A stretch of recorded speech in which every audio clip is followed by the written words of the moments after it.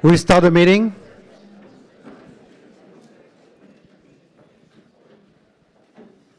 Well, welcome all to this 8th Community of Users event. Thank you very much for coming so numerous. We have a full day agenda today. You will see that there are a lot of different topics that will be discussed. We are all belonging to a community. You see that there is a nice picture representing where we are in the form of a tree. Don't hesitate to sign and paragraph if you wish. This little sketch, it will be kept to show the strength of the community. I'm very happy to welcome the Deputy Director General, Mr. Olivier Onidi, who will make the welcome address. Please, Olivier. Thank you very much. Well, for me, it's a pleasure to welcome you in Brussels. It has become apparently a tradition to stage your activities and meetings in this wonderful place. I hope that will continue to influence positively on the quality of your discussion and also on the intensity of your work. It is indeed the 8th formal meeting of what we call this community of users. You know how important this is to us. I think at the May event, we kind of underlined the importance to actually get somewhat of a better sense of direction as to what type of research we want in the security field, to be a little bit more prescriptive also as to the type of results we want in terms of specifying a little bit more what needs to come out of the different research initiatives. Why? Simply because at the time when all member states really are requesting more to be done in the security field at European Union level, and there's a strong call. I mean, not only at the citizens level, with the publication last week of the latest Eurobarometer survey, etc. But you see this also in the political spectrum, but also on the administrative side. There is a very, very strong call. Why? Because everyone is overwhelmed by the type of threat that needs to be faced and, of course, needs to try to engineer and put in place collective actions to respond to that. And in every single dimension of what we are doing on security, probably the area which has been less developed so far is the technology, the research dimension. It's not a criticism, but I think it's a welcome development to see that research is being seen as an important, vital factor actually that could immensely improve the overall response to the different security threats we are facing.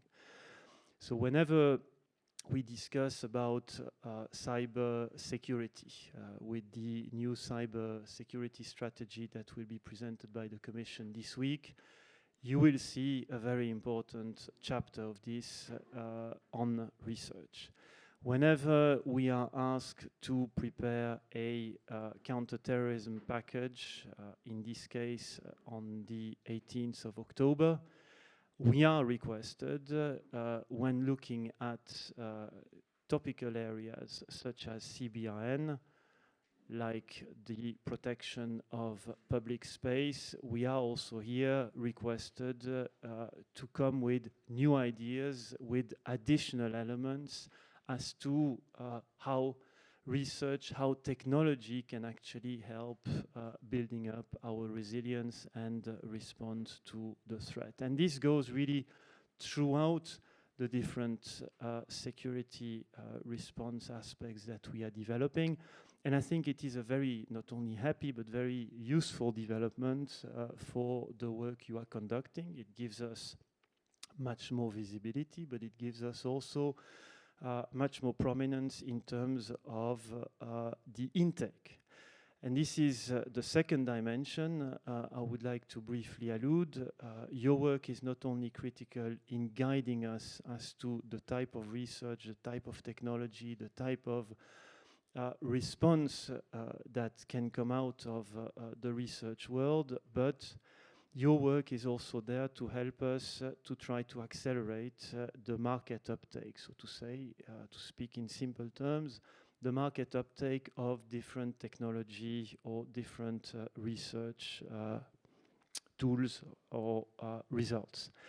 Here as well, I think in the context of your group, we have come up with a number of, you have come up with a number of useful ideas, useful initiatives, which we are progressively building up in something that will also be presented in the context of the counterterrorism package of the 18th of October, which are basically a number of avenues in order to help the users, ministries, but also private users to actually get those research results and benefit of those quicker.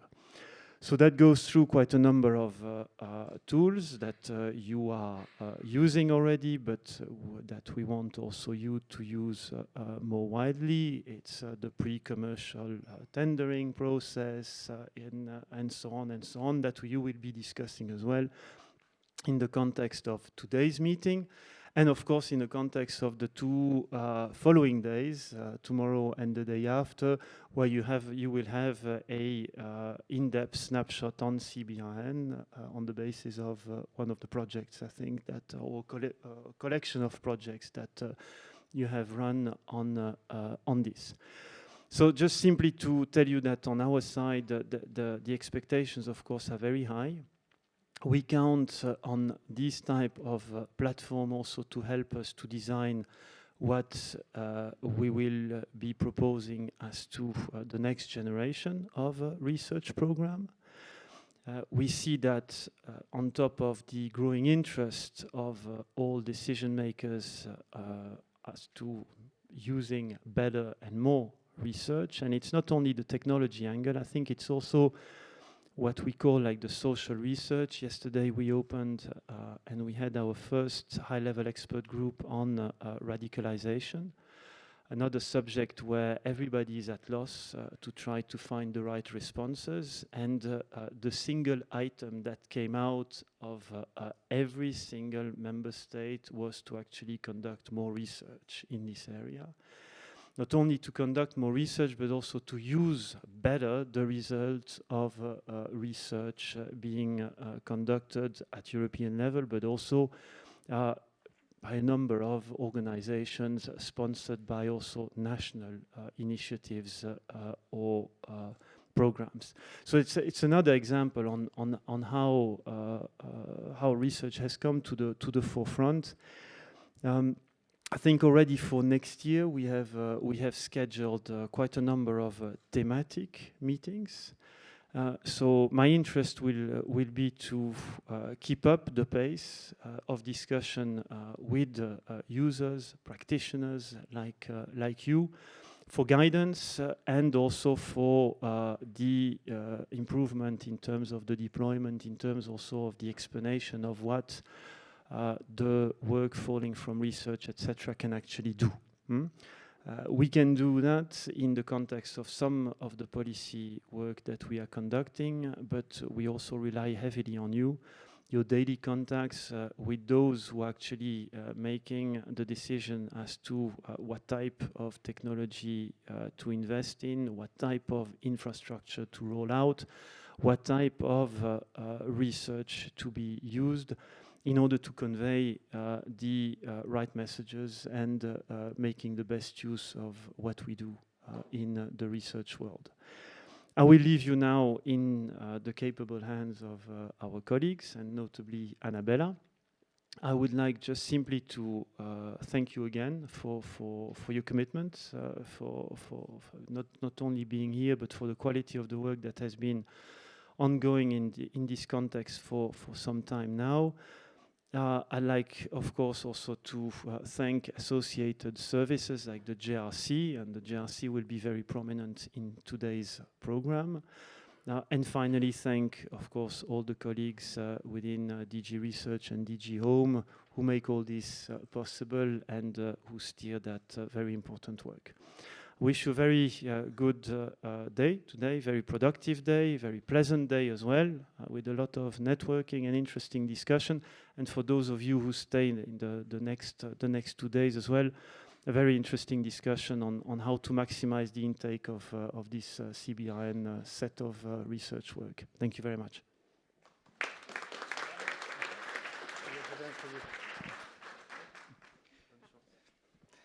Thank you very much, Mr. Onidi. We will now continue with the program and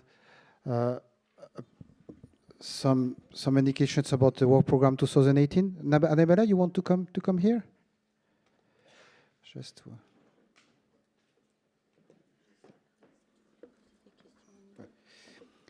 But before Annabella leaves, maybe Olivier, if you would be so kind to respond to possible questions. Are there some questions to Olivier before he leaves? Well, you have been crystal clear. So. Thank you very much. Thank you. Merci, Olivier.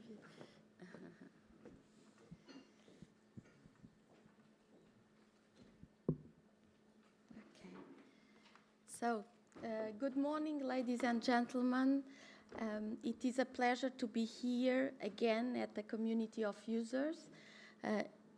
Another one, yet again. So this is very good to see this momentum of the periodicity of these very fruitful and rich gatherings. I'm going to present the draft work program 2018-2020 for the Secure Societies Challenge. As I said, the draft program, so this means that at this point in time, I cannot enter into details because the program will only be adopted together with the work programs of other challenges under Horizon 2020, will be adopted on the 27th of October only. So I will give you the broad orientation. I will mention flagship topics, but I cannot go into the details. And this work program, as you will understand well, it's obvious a very important one because it is kind of the culmination of our security research strategy since the beginning of Horizon 2020, is the final stage. That's where we have had the opportunity, or we have the opportunity to adjust, to improve, also based on the midterm evaluation that took place and that was published in June, but also at the light of the recommendations that we have heard from you in this forum, but also in other fora. And this means that in all this reflection, your input, but also in the midterm evaluation, the issue was about improving, was about developing further, about exploring new avenues, also beyond 2020, but already in this work program 2018-2020, we have tried to already reflect some of these developments and improvements in the future one until 2020. The reflection beyond 2020 will further go on and will hopefully deliver something even better. So I will start by highlighting the first flagship topic. And the first flagship topic is what we call an open pre-commercial procurement. This is one of the particularities of the next work program. In PCP, public procurers look into several competing suppliers of research and development in parallel so that they can compare, of course, the different approaches and identify the most cost-effective ones on the market in order to meet their needs. And public procurers can obviously drive innovation from the demand side. The new open pre-commercial procurement should enable European public authorities to modernize public services faster, and in this particular area get and be able to get the most modern, the most effective tools to address the needs, whether they are for preventing, combating terrorism, or in the area of resilience in all its different aspects. It should also create opportunities for companies in Europe to take international leadership in new markets. And this is a very important element too of the process. It is to get the right tools in the hands of public authorities that need to face the security challenges, but it's also to build and be able to give the conditions for our industry to compete the most effectively possible, successfully in international markets. In the 2017 call for proposals, we already had the pre-commercial procurement, and at the last meeting in May, there were several interventions around this, and this tool was identified as one of the important tools if we want to bring the market the research results to the market. And as Olivier Onidi highlighted, this is one of our most important priorities in our work, that we have this mandate of really improving this part of the current research and of the future research in this area. However, in 2017, the PCP was not open. And in the one we are proposing now, this means that the topics, open topics, will be one step further, will represent one step further, because it gives the stakeholders the possibility to come with their own ideas, but of course they need to meet the eligibility criteria. There will be two of these open topics. The first is a study-like approach to assess the feasibility of a PCP in a specific field. We do not determine the field. The second one is for proposals already mature for a fully fledged PCP project. Through this, we expect to stimulate the interest of public authorities across the EU and be able to foster the aggregation of demand. Our ambition is that public authorities and ministers of interior and other public authorities in the member states come together, develop innovative ideas together with the right stakeholders, and then be able also to jointly procure. And this openness, the openness of PCP, will also enable the flexibility to address the fast-moving threats. There is an evolution of security needs, which is very clear. We have kept a number of key components, of course, of the 2016-2017. Also, in the eligibility criteria, we have addressed a number of these in this forum here, the mandatory involvement of practitioners, etc. The eligibility criteria have been very successful in many respects. They have proved to be an effective tool to increase quality of proposals, but also to reduce the oversubscription. And this will be again underlined in the 2018-2020. I take the opportunity to mention that the 2017 call finished 2 weeks ago, and the oversubscription has been substantially reduced. The overall structure will remain with the security, infrastructure, and digital security. This will be preserved. The concept of overarching topics per year will remain, with both specific and open subtopics. This will continue the call. The SME instrument will continue as well, but now with a fully fledged bottom-up approach. And now we have the return of the FTI, the fast track to innovation. There was a pilot project in 2015-2016. It was absent in 2017, and now we are launching this. In contrast to the SME instrument, the contribution for the FTI is not ring-fenced.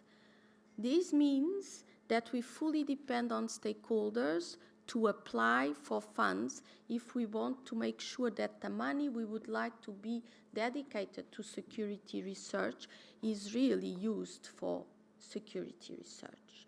The first cutoff date is already the 21st of February. Don't ask me, I didn't have the time to ask my colleagues why it was the 21st of February, but this means that's tomorrow. If you want to start reflecting on it, it should be from tomorrow on. Now, the role in preparing the future security research beyond 2020. As I said, this is a transition 3 years. They should be able to show how much the Horizon 2020 has been successful in delivery, but also really solidly prepare the ground for having a major component, strong component of civil security research beyond 2020. And we should highlight that the context has substantially changed between a few years ago and what will be coming in. The emergence of the Islamic State, the ISIS, and the multiplication of the terrorist attacks and threats has led to not only an increase of the threat scenarios that need to be addressed, but the diversity as well. Also, we have seen an exponential increase in cyber attacks. Whatever the drivers, whatever the targets, whatever the techniques, some have organized crime reasons behind. We also have the use of the cyber world for terrorism purposes. So it is a multi-faced context, which actually is very attractive if we think research. So the room for research in this area has substantially increased and be exponentially challenging because of the diversity and the fast evolving changes in the threats. I think that we have proven that focused research enhances security. It does so by supporting the development of technologies and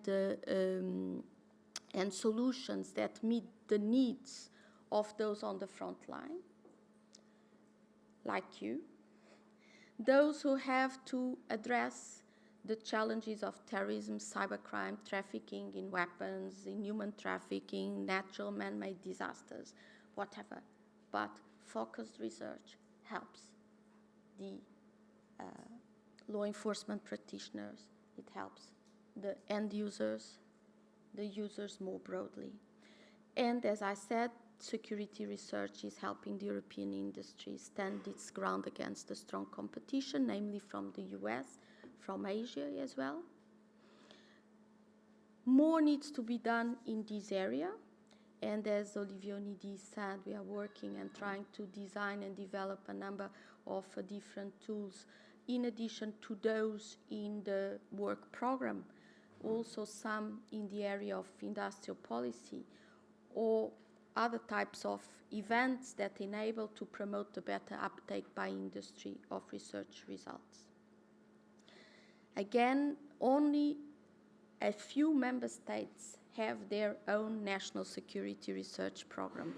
So most of the member states rely on Horizon 2020 for security research. The cross-border collaboration needs to be highlighted again. It prevents fragmented approaches, differing standards, duplication, all these, so it's vital to address these to be successful. The cross-border or the collaborative research, joint procurement of innovative capabilities, all these promote integrated approach, common standards, and ultimately interoperability, which is crucial if you have to address the same threats, the same disasters cross-border. The Commission's response to ensuring Horizon 2020 funding, that the 2020 funding delivers maximum impact when it comes to strengthening security, has been reinforced through the so-called focus area. I remember in May, I think I already mentioned the focus area. It is the focus area called Boosting the Effectiveness of the Security Union.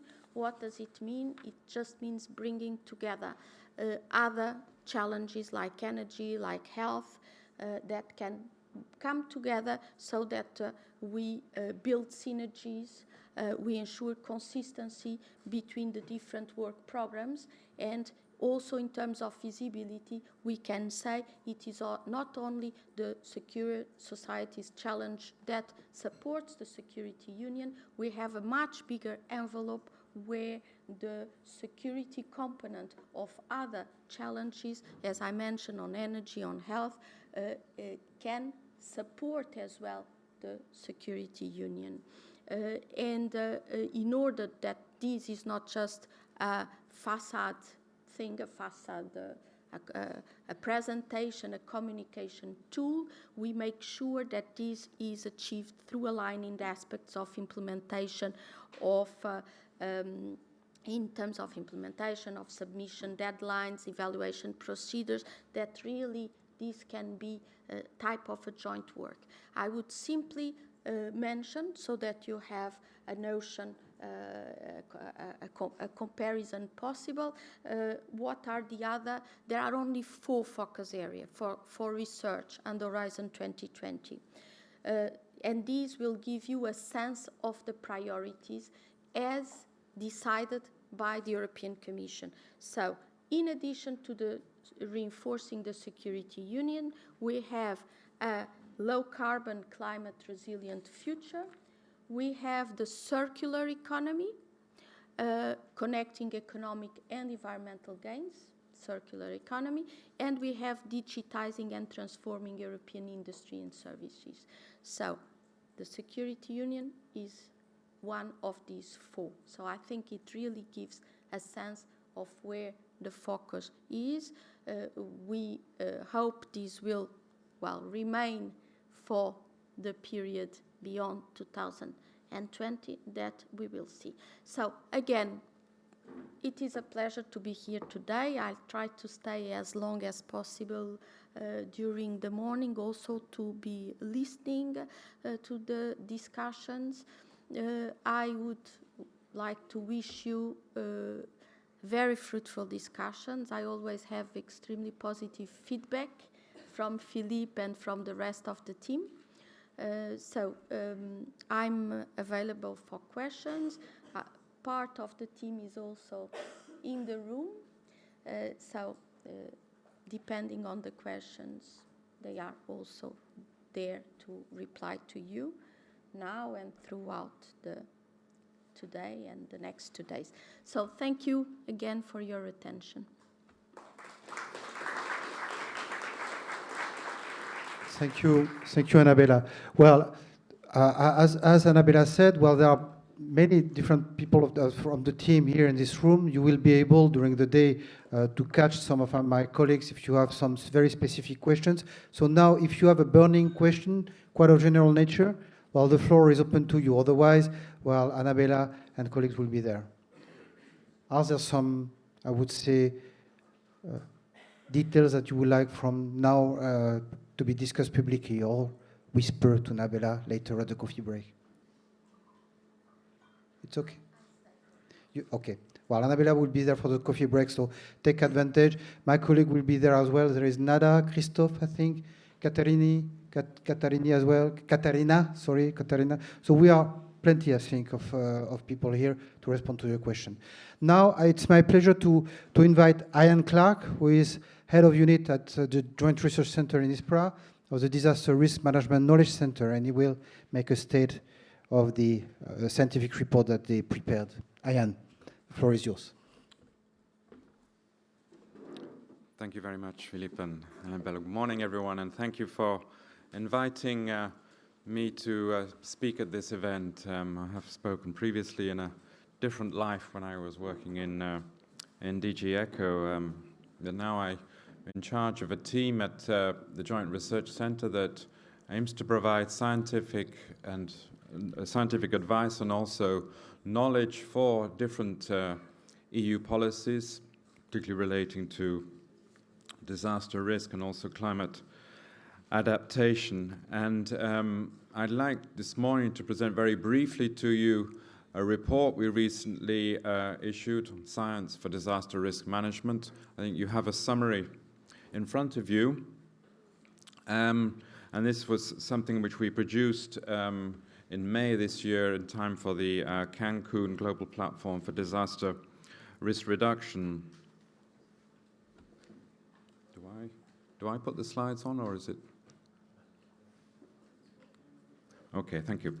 So just very briefly, this has been undertaken in the context of the Disaster Risk Management Knowledge Centre, which sets out a framework for all our work, brings together a lot of different Commission services, as you can see on the slide, and aims to provide a number of services in the area of knowledge in relation to disaster risk management, either bringing together a whole variety of networks. There are many which the JRC supports relating to floods, to forest fires, to droughts, which often work very much in silos, don't actually necessarily bring together different elements, but we see in many of the disasters that already, this summer, for example, there are many links between different hazards. We also try to bring knowledge together, and that's this report.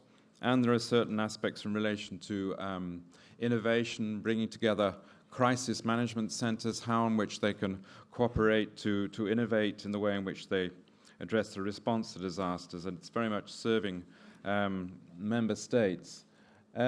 This report, as I said, is trying to bring together different knowledge sources in relation to disasters, so it's trying to manage the knowledge.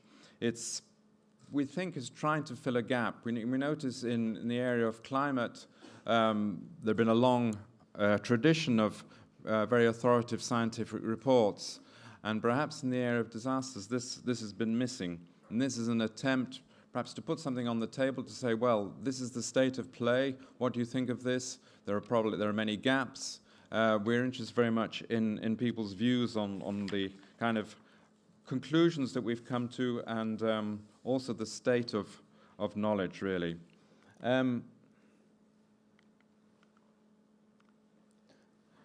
Just very briefly now, just the overall focus. It is, as I said, reviewing scientific solutions, so it's not producing new knowledge, it's trying to summarize existing knowledge. It is been based due to time pressure, bringing people together on European contributions largely, but it looks at a global scale. We think it's comprehensive, but there are a number of topics which have been selected are limited, and I'll come back to this in a moment. And we come to a slogan, knowing better, losing less, which in many ways is a kind of shorthand for better knowledge, which helps us to lose less in terms of loss of life, loss of economic, social assets. So it's not so much just as knowing more. We don't only need more knowledge, we need actually better knowledge. I think that's the main message that we want to pass. And in this context, we've looked at the whole issue of trying to understand disaster risk in the area of vulnerability, exposure, hazard, risk assessment, touching on communicating disaster risk. And I think this is a key gap in terms of communicating knowledge about different hazards, using local knowledge. And I know this is a priority for the current EU presidency, looking at better risk awareness. And then future challenges, how do we actually manage these disasters? How do we actually respond better, how preparedness and particularly recovery? Just here briefly, the the scope, the summary of the kind of chapters that there are in the report. It covers all natural hazards, also chemical hazards, nuclear, natural hazards causing technological disasters. It doesn't, however, cover perhaps cyber, which I know is a key interest of this group, nor health risks, pandemics, which are a key risk identified by member states in their national risk assessments. It was just by means of the resources available had to be limited to a certain number of risks. But I mean, this is perhaps something which we can look at for the future, how we could cover more types of hazards. Just here very briefly, those involved. This was also an important challenge in terms of governance, in fact, managing the team involved in preparing the report. So 160 authors, 123 reviewers, and 172 organizations altogether. So this was a major challenge, getting the papers on time. This is often a problem in the area of science. Also then peer reviewing the results. And as you can see, there are also 26 countries involved, 11 Directorate Generals from the EU Commission. Just here this is a quote that the editor-in-chief, my colleague Carmen, wanted to share with you, that we have tried to put together the best available knowledge, and now it's up to you perhaps to comment on this, to actually improve this with your experiences. And I think perhaps some key messages that we see coming out of the report is certainly that the science is very complex, and we need much better knowledge management to synthesize this for the audience, because it's clear that resilience needs to start at the local level, but if the science cannot be understood by those working at the local level, then it's not really serving its purpose. And so it's clear that also the evidence from practitioners needs to feed back into the science. A second issue is that there really is a data revolution, and are we managing to really to actually understand the data and also use it in a coherent way? For example, from space, it's currently estimated that some 10 terabytes of data is free and open data, in fact, is coming from space every day. But how can we actually manage to use this? There's the whole question of open data, big data, social data.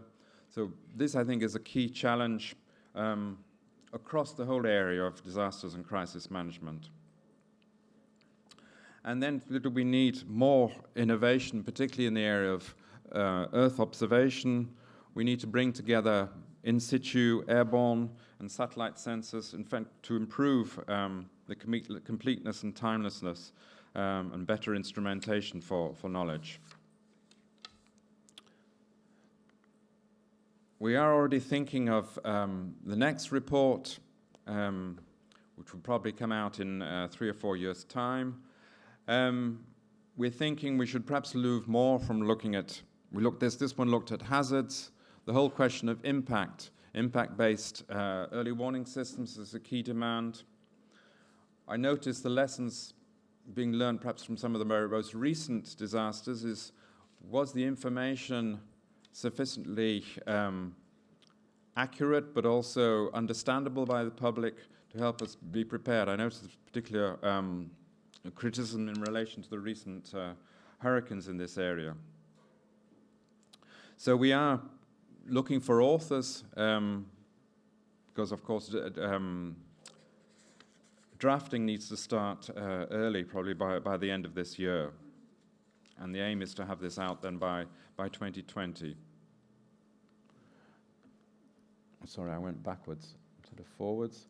Just to conclude, the report is now available online. You have a summary in front of you.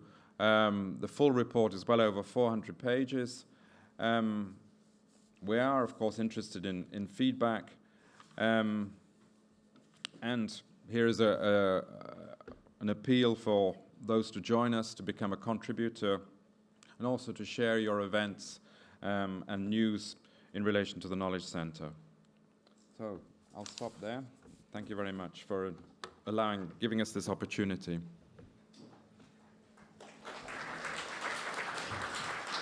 Thank you very much, Ayan. Since Ayan has to leave, if there is a question on this presentation, well, please be welcome.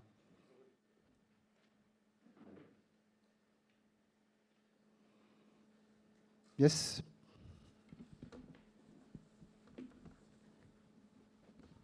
Horst Kremers, Codeda, Germany. Just a question of this is a state of the art, that report. The question is, how much is the deficits? How much is the goal reaching of research with comparison, for instance, to the details written in the Sendai framework? There's a lot of things to be done if you do the Sendai framework in the right way. So this strategy of being complete or being better complete in that way will be something where the research would have to match the task of the administration units involved. There's a lot of administration units involved. How does the European Union or the Science Center direct or is involved with that? It's just putting that in the air, or are there really deficits named? Thank you very much. No, I think we did try to identify some deficits. I think the whole question of risk assessment is a key area where there's deficits. I know this is a controversial issue, but whether we could move towards more common approaches in the area of risk assessment, that is a key deficit for comparison purposes, but also for learning from the way in which issues are undertaken. The whole question of interoperability between assets, common standards, and so on, that we think is a big deficit, and where we think more research is necessary. And a third area, again, for the researchers, is that transdisciplinary research, although it's developing, we still feel it's in its infancy. That's one also conclusion of the report, and much more is needed in bringing scientists together really to work together. We still don't really have the economists fully involved in the disaster risk area. That's one. So, I mean, I think for us, we can't say it's complete. It's the state of art as far as we could gather based on the 2 years' work, but we certainly need an awful lot more, and bringing more scientists more together, networking, sharing experience, this is vital. Thank you, Ayan. I would like to add that this support to the Sendai Framework for Action is obviously part of our research portfolio, and we would like, actually, it's a win-win situation as well. It has to be reciprocal.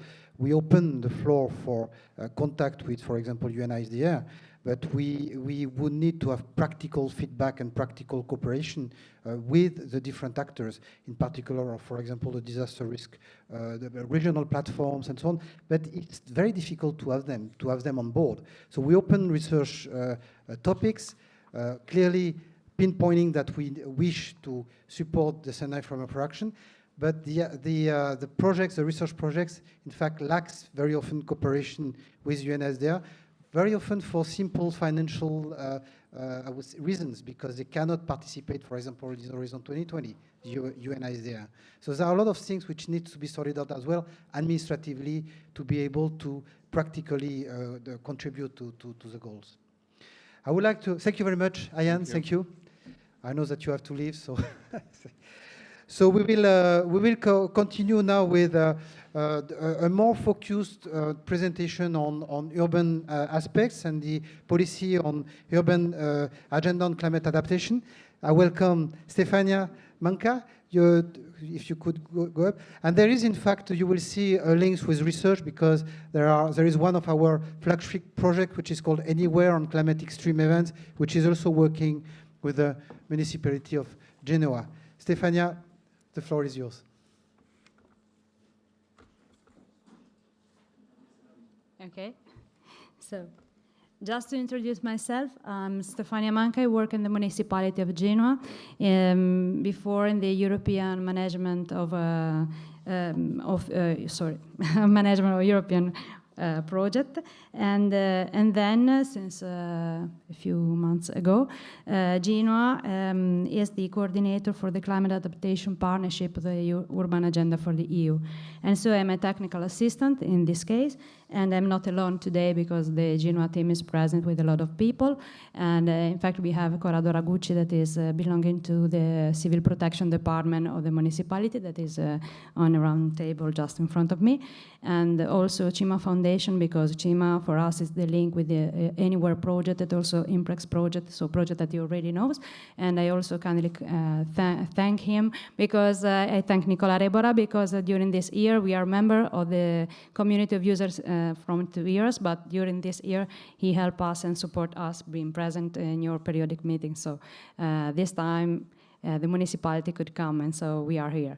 And then we also have a representative office here in Brussels with Simona Costa, that is our major contact in these days. And so for every question after my presentation, we are here for all day long. And when my presentation will start, I'll start telling something more.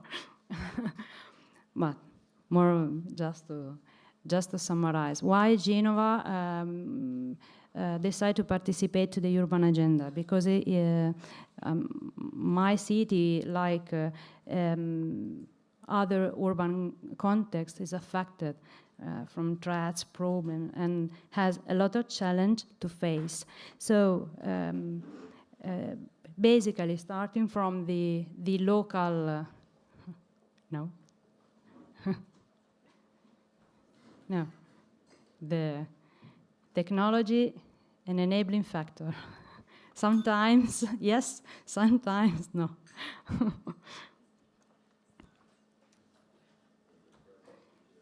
Well, never mind.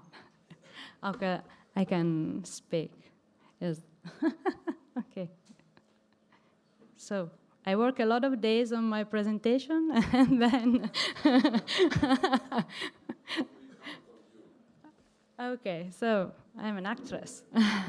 So well, but starting from the bottom. Okay. We are a municipality, so a lot of problem, challenge, and something to fix with our normal activities. And when an extreme event happens to the municipality, all of people are involved to face and to solve the problem. And then what happens when something has to be faced in another way? We can first of all raise awareness of our context. We have to raise awareness of who we are, where we are, and which are our breakpoint and our weak point.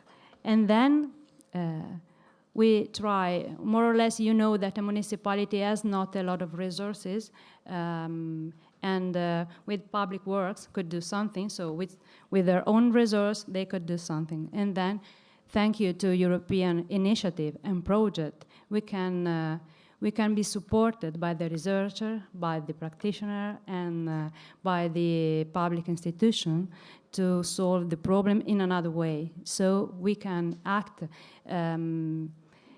using the European funds to try to put in place demonstrator. We try to put in place another way of approach our territory. And the most important thing is to increase our knowledge and our local awareness, and we hope capability and capacities to face in the future the same challenge with the minor losses. So this is the main message. And we actually has a lot of initiative, thank you the European Commission, and also with our national structural funds. So we have a lot of initiative in our city. Because in the risk equation, we are trying to solve it, decreasing some of the value on hazard, on exposure, and on vulnerability. But clearly, all of the projects live. Every European project has a life and capitalized it, and we have to go over and to go beyond. We have the vision of a city, and so we need a systemic approach and a systematic approach, just to, with the different initiative to go over a unique vision. And so the urban agenda for the EU give us the possibility and the opportunity to candidate ourselves. And in this case, this great instrument that is quite new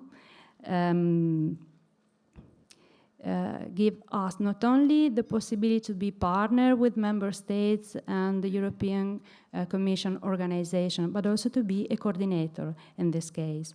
And the urban agenda on the EU, when my slide will go, I finish, okay. And then this, so this is something, whoa, the slide. So, okay, an overlay of different European, okay, and the project that you already know, and other projects that help us awareness regarding our city agenda. That is, I use the infographic of the European Commission so I can give you an impression and our perception of this instrument. And the main document of the urban agenda is the Pact of Amsterdam that we use as a series of rules and on which we prepare our documents that is foreseen, and then I will explain you. But mostly the three main pillars in this case are the key principle on the right, the priority theme on the middle of the infographic, and then the main objective on the left.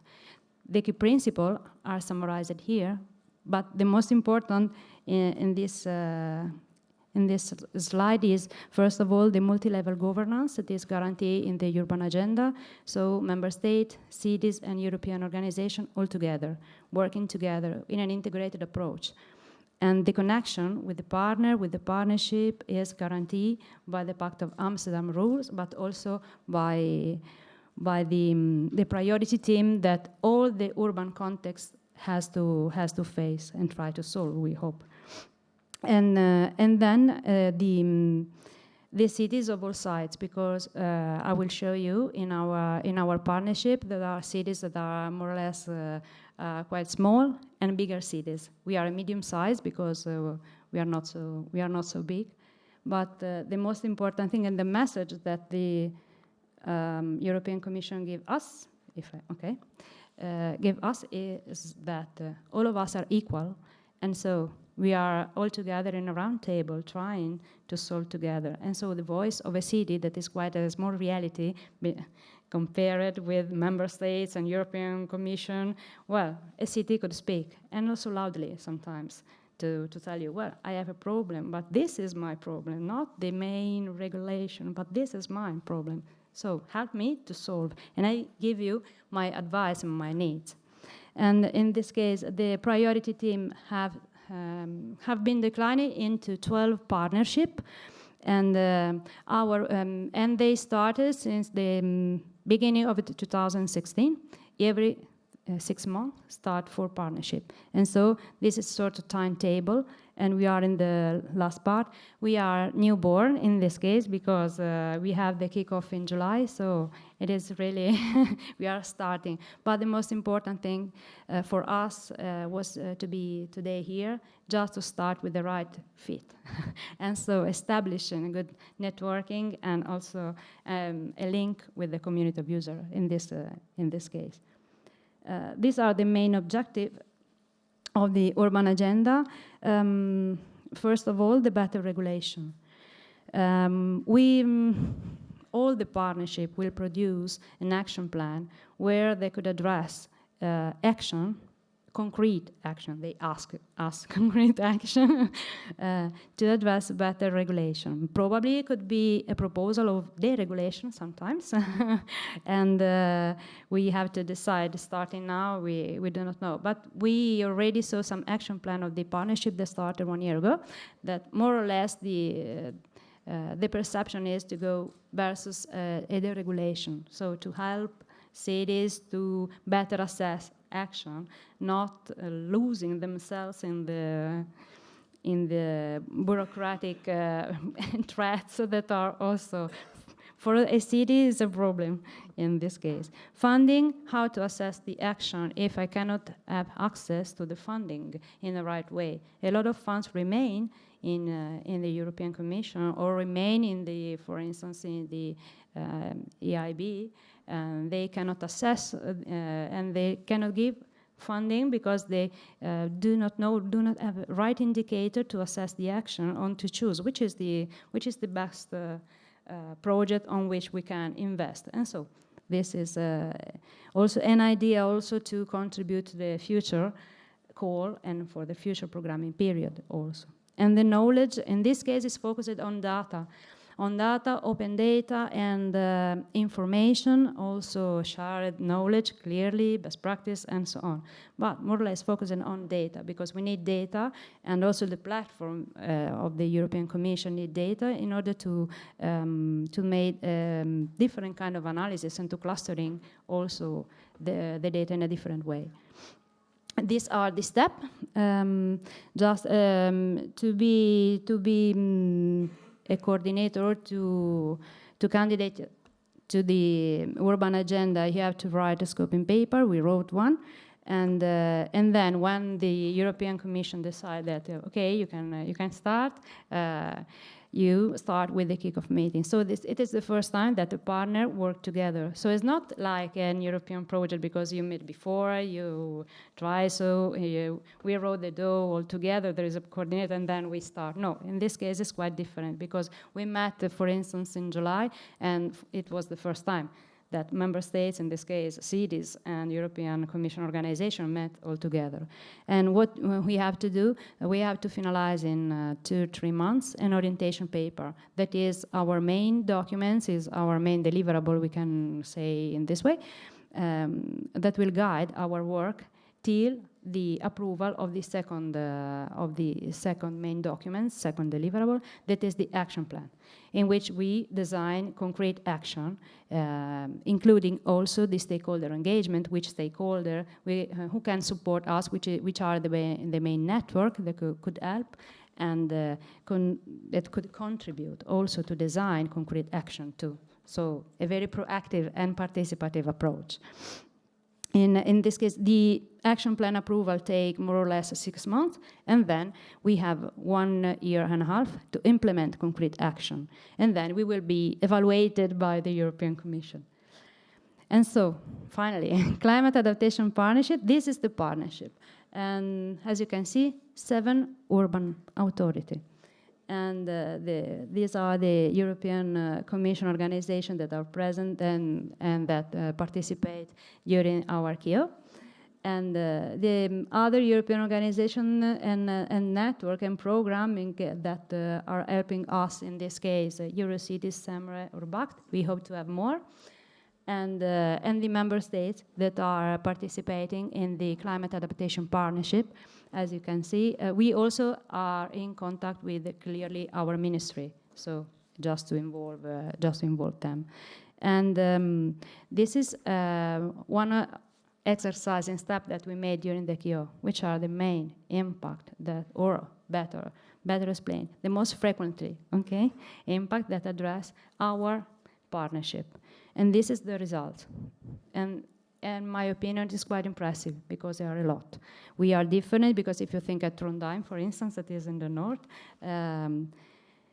has more or less something different, but not so much respect to the other. And we can see all together. So I prefer to show a slide with every clear and white, but we cannot. Everything is red, and so it is impressive too.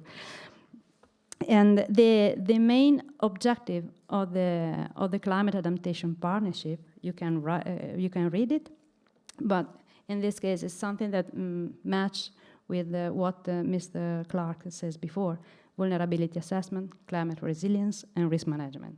So the main pillar and the main objective are this one. So we have to address these main topics.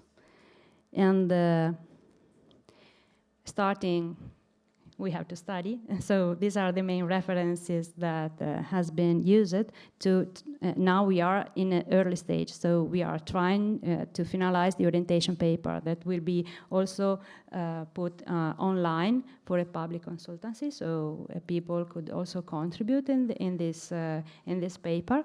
And then this is another progressive path. So starting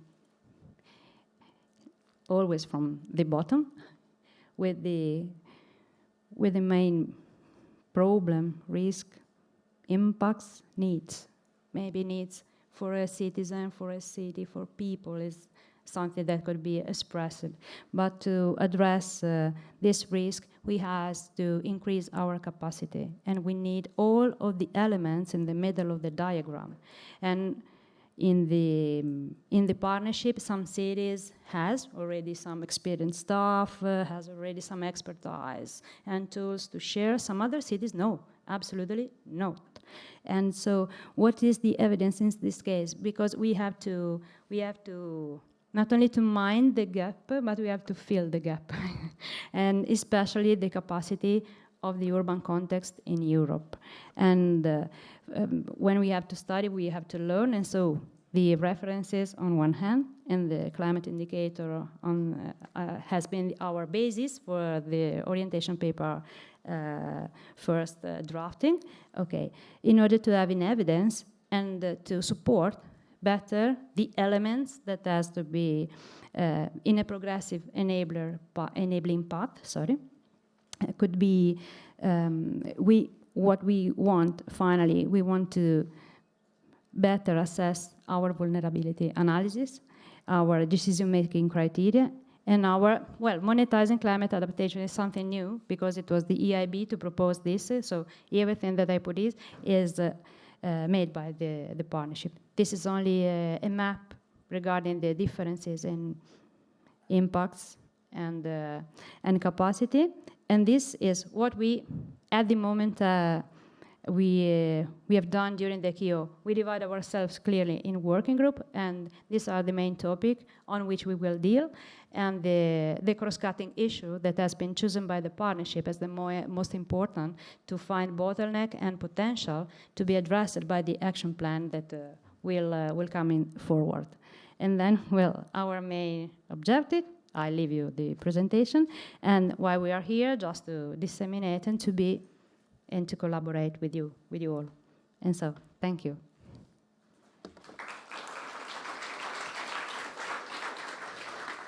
Thank you very much, Stefania.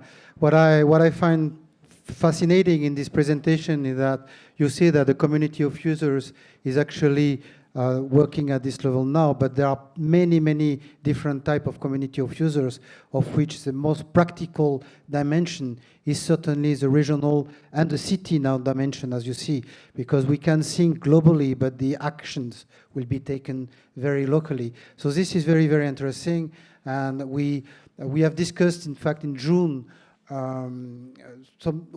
which initiatives were existing at national level, just to see whether this kind of approach is already undertaken by some member states, which is the case. Some member states have this kind of pluri-sectorial, multi-actor kind of platform of exchange. But we have also discovered that it happens at regional level, sometimes in cooperation between different regions through Interreg region. Now we see with Stefania that it can also involve cities, and there are cities network. So this, you see the complexity. So our work altogether will be in the coming years to try to put some orders in this, I would say, complicated tree. We need to see how the mechanism can work from the international to the very local, which is a city. And we can make it, in fact. It's really up to us to put the right pieces of the puzzle together. And we are progressing. We did not have this kind of exchange 2 years ago. So now this is very interesting to see this. Do you have any burning questions to Stefania? Well, she will be here all day, so if you need details on the initiative, you will be able to ask directly. But if you have something which is of interest to everybody, please. Yes, Georgios. Hello, Yorgos Kolerakis, University of Frankfurt. It has been, in order to reinforce your evaluation of the input by Stefania, we heard a different story than, or a complementary story than the technology story we heard this morning by the Deputy Director. And I want to highlight this issue that it is not developing new or better technologies. It is developing technologies in context, in the context of application, in the organizational context of application, in the institutional context of application. I mean, the word technology didn't appear once in the presentation we have heard, which means that practitioners and policymakers and decision makers on the ground have different priorities. Technologies can help only if a number of other enabling conditions are there at place. This is why this sort of community building, transfer, knowledge transfer and experience transfer is perhaps key. This is what enables or what constrains even technology intake or uptake. Well, thank you very much for this comment. Well, for us, it's very clear. You will see in the work program 2018-20 that we have listened to your advice and the advice that have been collected in the last community of users, indeed to consider this dimension. You will see that we have fully considered this. Very quick question, please. There is, yeah, please. Epafos Advisors. I represent here space and defense communities from Europe and Mediterranean. I was inspired from George's question, plus what you are writing here. It is a moral duty and good policy, as well as a potential legal responsibility, to properly identify the risks that society faces. So I raise awareness to our security communities all around Europe and Mediterranean, because on the other side of the Atlantic, and I hope that the gentleman here who represents the American engineers, he will transfer our message. 10 years here, I'm investigating and I'm researching, apart from other things, the deep science we have, which is 30, 40 years in front from the level of the normal citizen. But I have discovered that there are scientific issues which are interfering in the human knowledge, like artificial intelligence, which are more progressive. And here in Europe, we don't have awareness as a community, as an organized society of safety and security. On the other side of the Atlantic, and maybe in the Russians and the Chinese, they are more organized. So what are we doing for this? Because only in democracy we can have the new, let's say, how we can adapt these new technologies, which with artificial intelligence, they have a lot of other possibilities. Thank you very much. Thank you. Thank you very much for your interesting comments. Well, I will invite you again to look at the work program 2018-20 when it will be adopted, and particularly to the DRS1 topic, because it is exactly responding to your concern. So please look at this, because we have taken this very seriously in our work program preparation, and we are duly taking this into account. You had a very burning questions, very quick, because we are late in the agenda. Two interventions. I'm Mr. Rautjärvi. I think this is an 8th time I have been always here. So I think it's a question about getting this knowledge into the institution, and also the question about this matter of intelligence. And it's ultimately, I think it depends on the human engagement, on the personal engagement. At least in Finland, I have recognized that you are only getting it through if you have a personal relationship and you are investing your own person into the subject matter. And then you open up if you are lucky, you open up the new developments. We need a personal responsibility. Thank you very much. Well, I know that you are a very strong supporter, and as I am, about the human dimension. It's why we are here today. You know, it is really something to be very, very deeply considered. Well, I would like to move with the agenda because we are already a little bit late, and we spoke about technologies. Well, we will in fact move a little bit on a topic on technologies, mostly on CBRN, and we would like to invite Clive Goodchild, who will give you some insight into a cluster which is ongoing, and while explaining you a little bit what type of new move we are doing in this area. Clive, you are already here, very efficient. Thank you. The floor is yours. Good morning, everybody.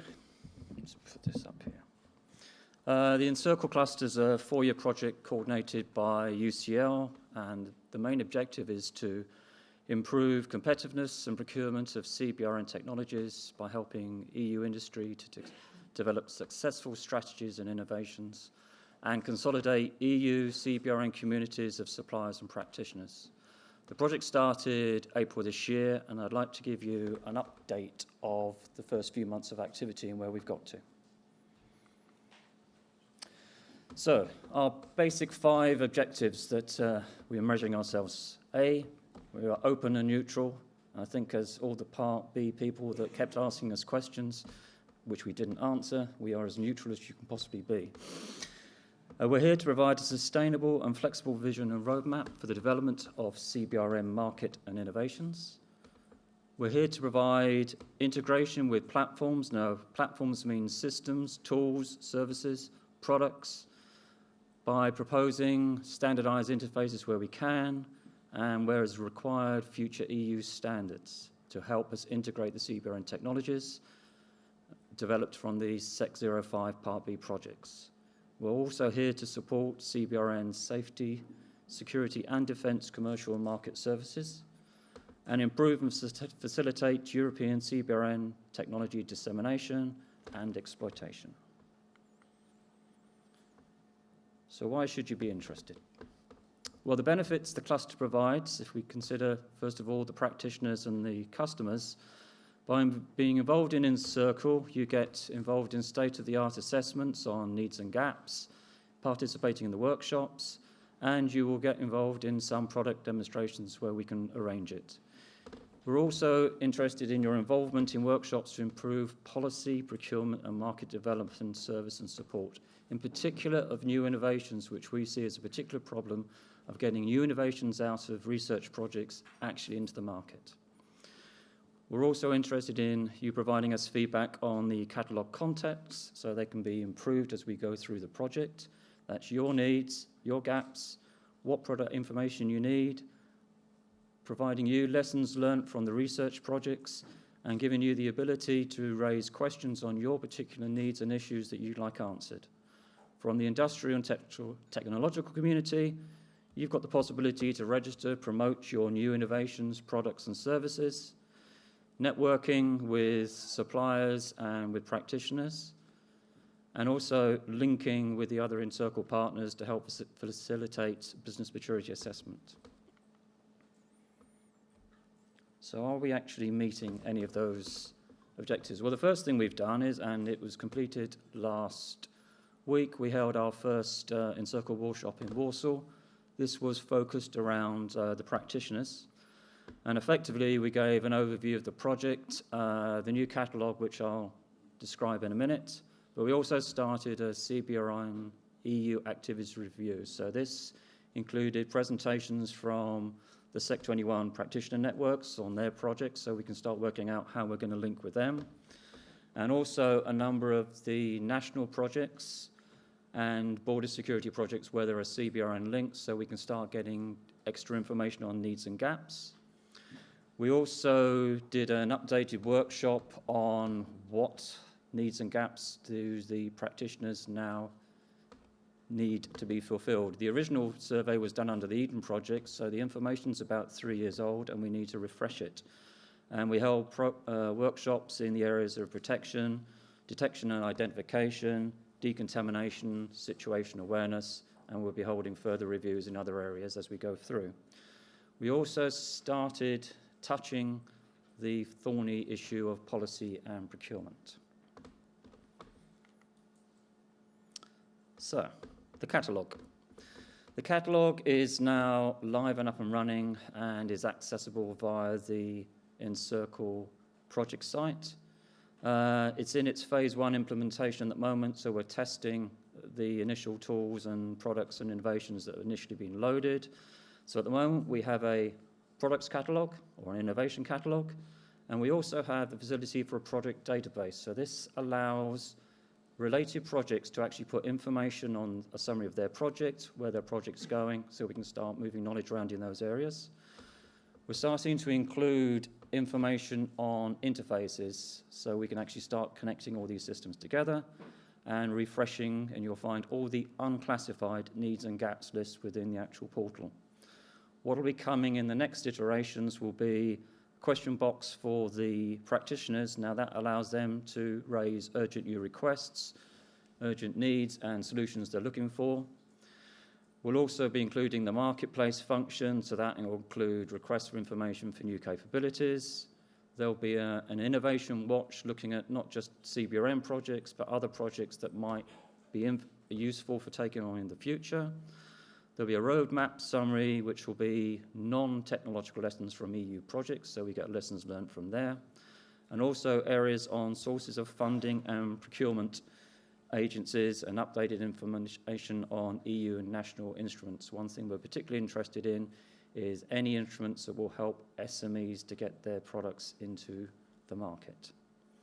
There'll also be general reporting on the cluster business discussions with the Part B projects. To register is very easy. You have to be a member of one of the communities, and you do that via the project website. You click register, fill in your organisation. For the technological and industrial community, you have to fill in one project or one tool. That's one of the criteria for getting in. Download the letter of intent, sign it, so that respects all the confidentiality issues. Submit your request, and then you'll get a username and password. Wi-Fi permitting, the system is live on my laptop today, so if people are interested, I can basically show you what the system is. All depends on the BAO Wi-Fi and whether it survives the day. The other area we've been looking at is how we're actually going to support the Part B projects. So, topic list came out in 2017. The agreements have been signed with I think it's 13 projects that were submitted. And we're now looking at how we're actually going to support the cluster in terms of how their innovation develops during their project. And the way we're going to look at doing this, and we'll finalise this at the end of the year, is we basically, anyone who knows me from Eden, I like radar charts. They're pretty and you can see what's going on. So effectively, the radar chart you see there is broken into 3 segments. There's the technological segment, the opportunity segment, and the resources segment. And we basically have a set of questions that we can ask the Part B projects. So simplistically, do you understand the concept of operations of how your product is going to be used? Do you understand the regulation side? Do you understand any standards that you need to do? And we can start seeing how mature they are in their thinking, and then we can actually target the areas that we can help those projects as they go along. They may understand their route to market, they may understand the CONOPS, but they might have difficulties in other areas, and that's where we'll help them. So we'll basically track them as we go along with that. And one of the particular areas that will be around regulations and the route to market. And this sort of leads us naturally on to the last part of the workshop we did last week, which is all about policy and procurement. So, everything about security is complicated. Everything about security seems to be fragmented. So if you take the demand side of the supply cycle, it's completely destructured. So in some places, government actors play a big role. In other areas, private industry plays a big role in product acquisition. And there's overlap, and you can guarantee within every single country there's national adaptation, and even within a country, you'll find regional adaptations of the same technologies. On the supply side, you have large industry of which security or CBRN may be part of their portfolio. You have specialized industry, large industries that concentrate on CBRN, but you have a huge number of small, medium enterprise that specialize in certain areas. So the supply side is equally fragmented. So We looked at a generic case study, and I can't say the country and I can't say the services that were looked at, who started looking at the procurement cycle. So they looked at all their services, and they basically found that each of the services that were buying very similar equipment were paying a huge variation in prices for the product they were getting, because it's all fragmented and no one talks to each other. And also that a lack of standardization was driving procurement and driving the costs. Geography doesn't help, as I've already said. It's hard enough getting national centralized procurement, if that's a good idea, let alone European centralized procurement. And a factor that came out from the operations branch, although they don't talk about it openly, is they felt there was a lack of influence in what is needed at the operations front, as opposed to what their management and procurement authorities were actually going to do, and there was a disconnect in that area. So one thing that's been muted is collaborative procurement. Is that a way forward? Well, yes and no. Just increasing the volume does not necessarily help the supply and demand and the costs. And that's for a few simple reasons. For a start, one size does not fit all. What is required, say, in Trondheim is not necessarily going to be the same as what's going to be required in a hot climate down in southern Mediterranean. There will always be some adaptations. And if you want to start coordinating procurement to try and get some benefits on both sides, then you're going to need resource, you're going to need IT, you're going to need budget. Where does the budget come from? Do you take it away from operations to improve something else? So that starts getting very political.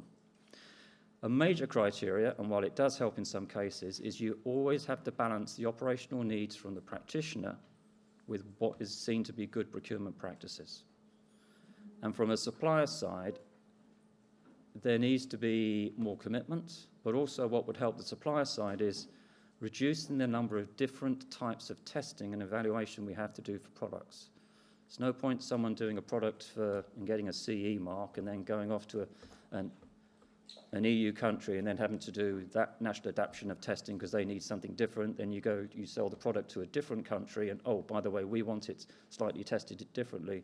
That drives costs on both the supply side and the demand side. Policy. Right.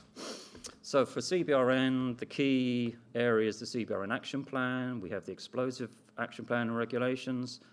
But if you look through all the DGs and all the areas, everyone seems to have CBRN written in somewhere, whether it be energy, transport, external, whatever. And somehow all this has got to be coordinated. I'm still not quite sure who the overall conductor is to coordinate all these people to make sure they're all in sync. But all this also has to match somehow with the EU industrial policy. The industrial policy is there to increase competitiveness and innovation. So you've got 16 bodies from one side doing one thing, you have an industrial policy doing something on the other side, and somehow someone's got to bring these together. And from our point of view, the particular challenge is from what comes out of the research projects. So if you're an established person in the market in CBRN, you're already maybe selling chemical detectors or whatever, then your problems aren't so large. If you're a small, medium enterprise, or you're a research project that's come up with a brand new innovation, how do we get that innovation into the market? And who are going to be the early adopters that will pick up that innovation so we can bring it forward? And that's going to be one of the challenges, or one of the particular challenges that we will have as the cluster, and it's one of the areas that we will seek help from the policy part, and where they can help us where they can. And that will also, the other area, of course, is the fragmentation side and the market side. We saw a presentation last week on the ERN-CIP. There may be some measures on that side, and we'd like to establish some links on that side from Encircle so we can pick up some practice on that side. So to finish off, how are we going to go forward? Well, in the short term, we want to look at policy procurement. It's not something we want to leave to the end of the project. That's always too long. We want to start addressing this right up front so we can put measures in place. We've also got the next round of needs and gaps prioritization. and the catalogue enhancements. And of course, come March, April, we will have the initial links with whoever's won the Part B projects. Next year's workshop will be more focused on technological and industrial, and the hope is we can link it with another of the projects so we can actually bolt two projects together and have one activity going. In the longer term, you need to look at areas such as where is appropriate, and I always like to use the word appropriate for standardization. People like to do standards, but unless you can show there is a benefit for the standard, it is a complete waste of time. Much like policy, perhaps, but yes, that's another matter. There always has to be a benefit. And we'll start looking at what is good on collaborative procurement. We know certain countries have tried to do it. We also know the lessons learned from that, so that it may be in particular areas it makes sense to have European collaborative procurement. I would have thought in the areas like comms and things like that, that makes sense. In the case of PPE, the environment and operating factors are so different across Europe, it might not make so much sense, or you might need extra criteria around it. So as part of that, we're going to start conducting some rolling surveys. The first one is going to be on policy and procurement. That will shortly be available on the Encircle project site. If you prefer not to go online and you prefer an Excel questionnaire, then let us know and we can just send you that and you can fill that in. All information will be treated confidentially. No person or specific organization will be attributed to any response, so please be as open as possible. I have found whenever I've tried to raise policy and procurement, especially in the practitioner community, they are obviously quite reticent on what they're prepared to say. So we want generic information. If there are good practices and lessons learned that we can transfer to other countries or other places, then please let us know. Thank you for your attention, and I encourage you to register the cluster and participate. Thank you very much.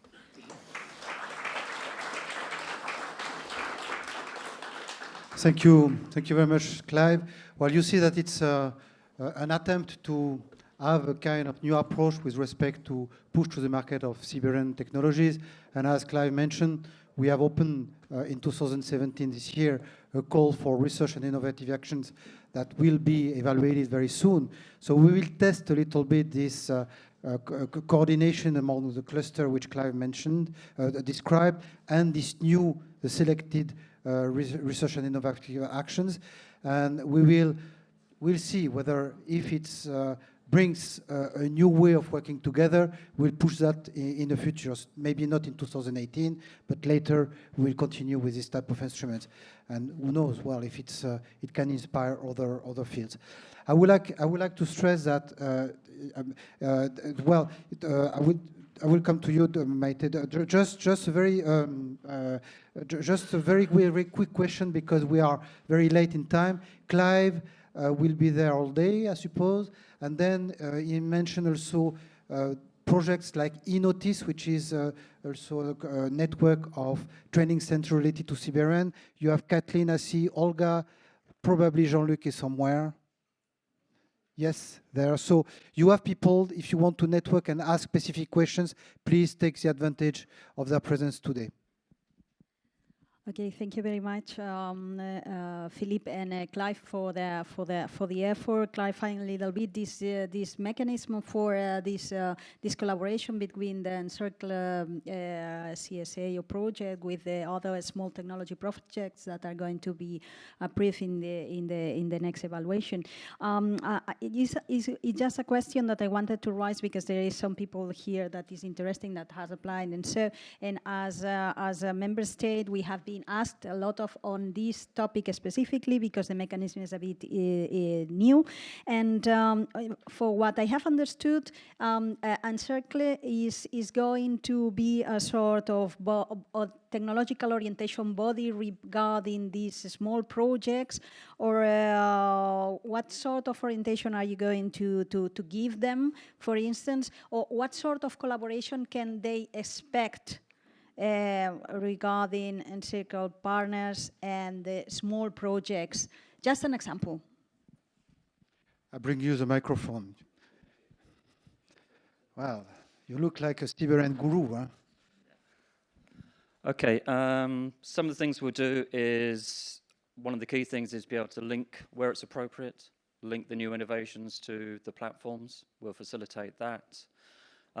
We will look for new funding instruments to help take their products view to the market is another instance, and we'll guide them on how they actually develop their business plans. What we don't want is a project to go to a certain point and it goes into, I'll call it the EU project black hole, and it comes to an end. We want to be able to facilitate so that project carries on and matures and eventually gets into the market. So yes, connecting to the other suppliers. As far as the cluster is concerned, the partners, there are certain partners that already have systems that may or may not connect to the Part B projects. We won't know that until we know who's won, but we'll also facilitate to other people in the communities so they can connect to that.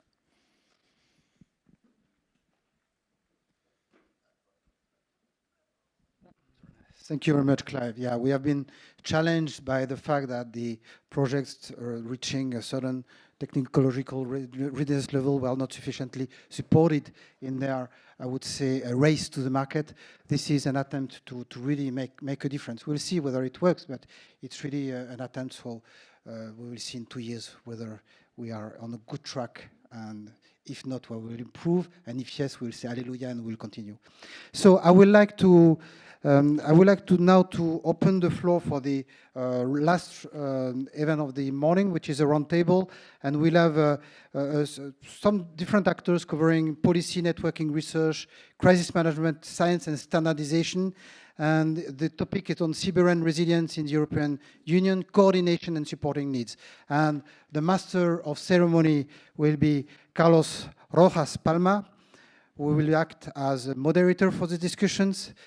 Yeah, you can come up, and then we'll have a representation from the policy side by Victor Voitas from DG Home.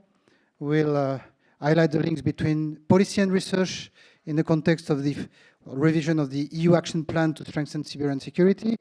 Then we'll have the international dimension with DG DevCo, Tristan Simonard.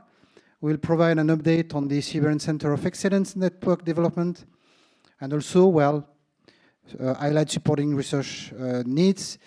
Shahzad Ali from European Defence Agency will refer certainly to EDA funded project. You can go up and please have a seat.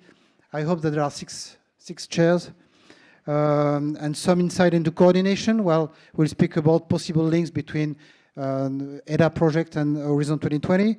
Hans Denef, who is from the Federal Crisis Center from Belgium, will share experience about an oncoming cyber and center of expertise. So you will discuss about the needs to link EU to regional levels as well. And last but not least, Patricia Compa from the French Ministry of Interior, who is the chair of CENTICI 391, who will highlight issues related to standardization. Now, I leave the floor to Carlos. Please, charm us with your moderating. Thank you. How's the time, Philippe? It's 11:36, so we are supposed to stop at 12:30. Well, you can have 5 to 10 minutes delay, but we can stop at 12:30. So you have 1 hour. Okay, thank you much. Good late morning. Pleasure to be here. Happy to help Philippe with the organization of this panel. I'm with the Belgian Nuclear Research Center. We have a framework contract with DG Home, and one of the activities I'm dealing with is observing whether national community of users can help the Commission disseminate policies and also other activities that are part of this house, but they need to be transferred to the national environment.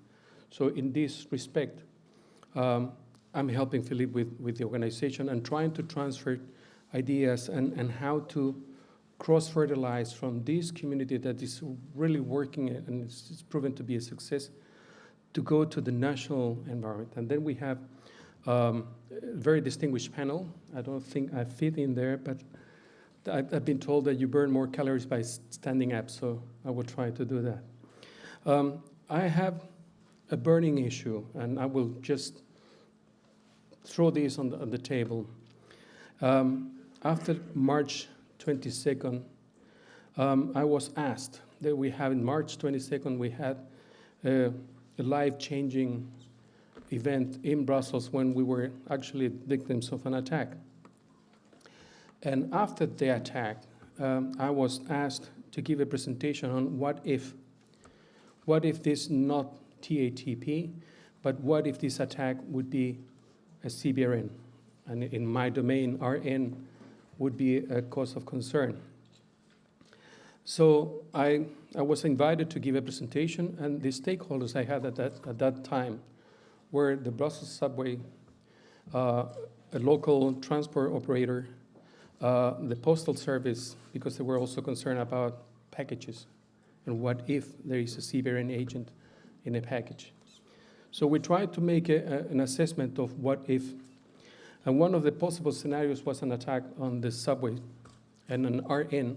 And they said, well, how can we be prepared for that? How can we try to give, I mean, we're dealing with resilient societies and we're trying to improve the security of the citizens.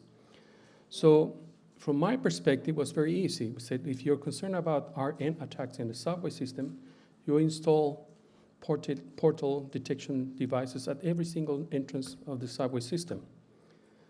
And they said, oh, would that work? I said, definitely, it would work. Practical issue number one is who's going to pay for that? Practical issue number two is the regulator point of view. If we connect every single portal in the subway system and we have a cancer patient, it will trigger the alarm. So we have a practical issue as well. And we would have false positives, and we would create some. So even though I can have on the market the right technology, the implementation of the technology is not straightforward because we have additional elements that we need to address with that.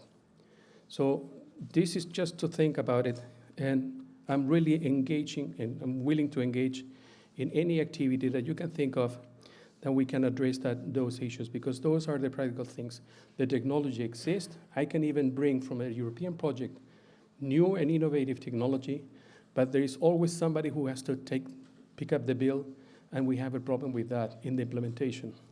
So when I proposed the solution of installing in every single substation a portal detection system, they went back and they said, well, we have consulted with the International Association of Subway Operators, and we don't think this is a priority at the time. Full stop. Having said that, I want to start with our panel, and the idea is to deal with CBRN resilience and other.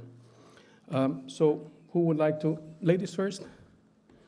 Yes, Patricia, the floor is yours. I have stolen the microphone. Well, thank you, Carlos. I wasn't expected to speak first, but it's okay. I'm chair of CEN-TC 391, which is societal and citizen security. But I want to speak here also as expert in crisis management and resilience. I belong to the French Ministry of Interior. I should speak to you about standards and how standards can precisely make things become real. Standards are a tool, one of the tools that you can use to enhance resilience within Europe.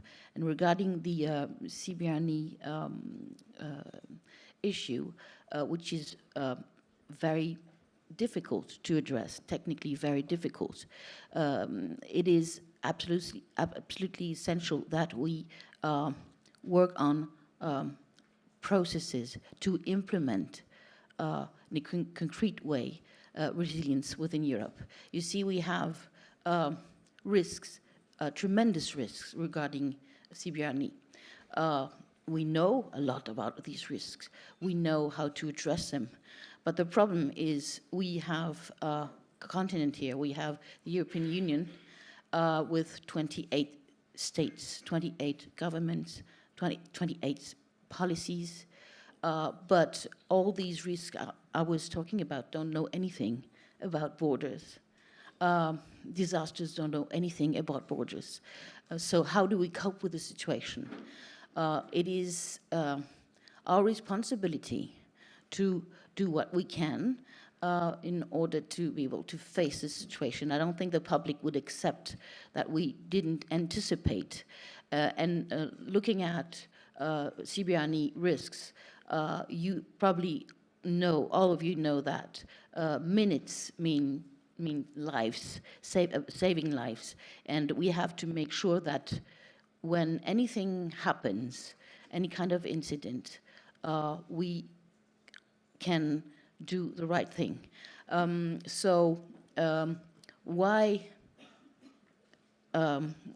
could standards improve the situation? Well, standards are, as I said, tools, and they're not always what you think they are.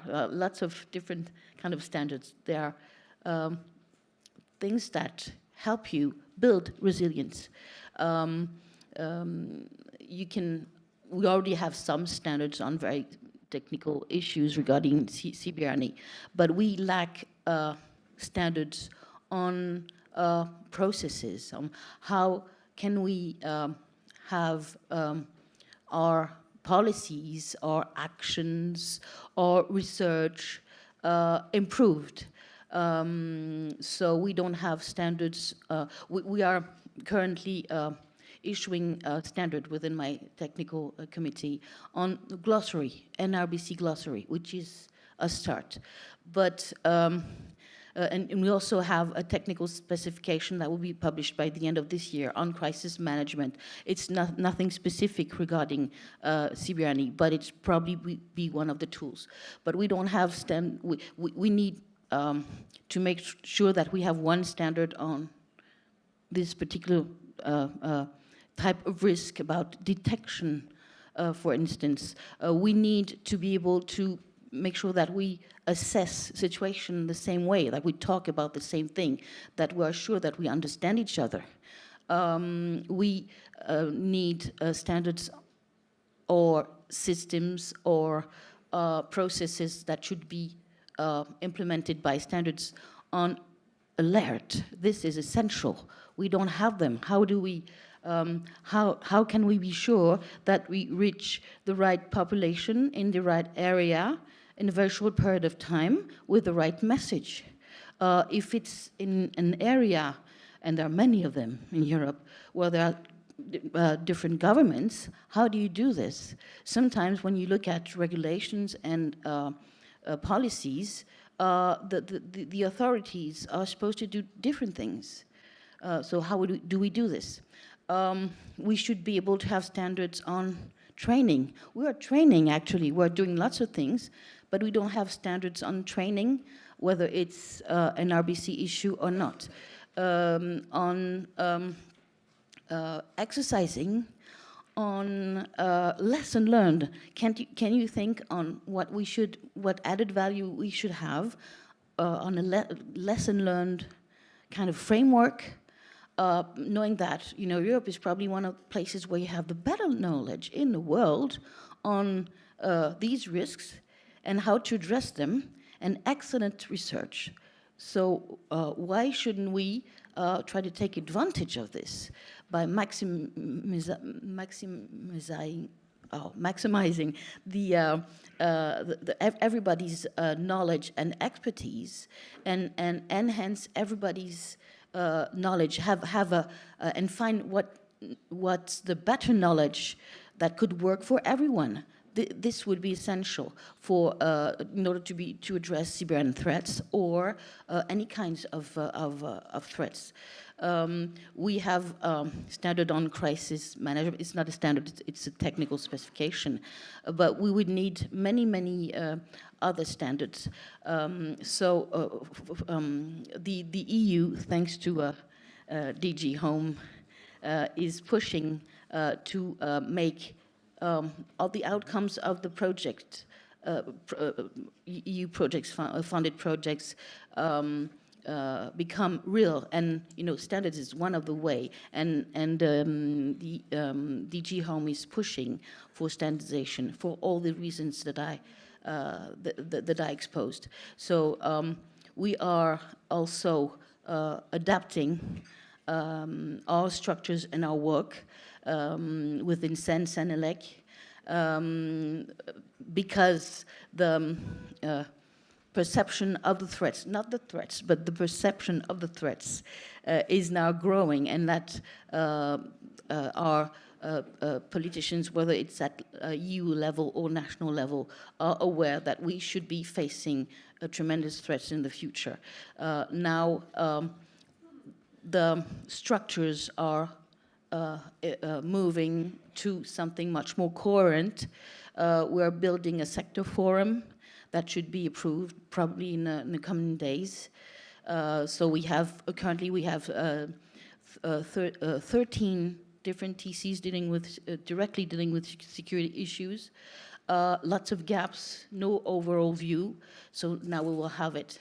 And we will also develop on subjects that we're not covering yet, subjects as important as cybersecurity or border security or counterterrorism. But at least Ciberani is already covered by my TC. We have a working group too dealing with Ciberani issues. We're looking for a convener. So if anyone is interested, of course, I could give you the information. And I would like to end up my my speech with the following is that standards are, a tool that, it's done by the experts who are just, dealing with their business and producing their baby that they're going to be using. That standards will be what a standard is what you do or what you want to do or how you want to implement innovation. So I want all kinds of stakeholders. I don't only need the end users. I need the industry. I need the local and national authorities. I need everyone. Thank you. Thank you, Patricia. In the interest of time, I will give the floor to each and every one of the panelists, and then we will take questions and wrap it up. I will give the floor to Victor Voitas, and we're going from DG Home to IDA, and then to Belgium, and then we'll go to the European external aspect of CBRN dealt with by Tristan. Victor. Good morning, everybody. My name is Victor Voitas. I work in the European Commission in DG Home. And to address Clive's comment, DG Home is coordinating CBRN issues in the European Commission. But it illustrates very well the problem which I wanted to mention, and which was illustrated also very well by example provided by Carlos. So basically, what I think is the biggest issue right now in the CBRN is, of course, it will not solve everything, but the lack of political commitment on basically all levels. So in the past, we had a problem with linking research with end users. I think this is slowly beginning to get better and better, but still, once you get research results, you need someone to decide that it should be pushed further and it should be implemented. So in my unit, which is terrorism and radicalization, we don't deal directly with research. We have Philip to do that. But of course, we suffer from the same problem of lack of political commitment. So as you may be aware, we had EU CBRN action plan, which was adopted in 2009, and it was supposed to be implemented by the end of 2015.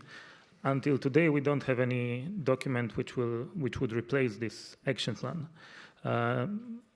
My Deputy Director General, Mr. Onidi, mentioned in the introductory remarks that we are working on counterterrorism package, and indeed CBRN will be one of the one of the topics included there, but it's been almost 2 years since the expiry of the CBRN action plan.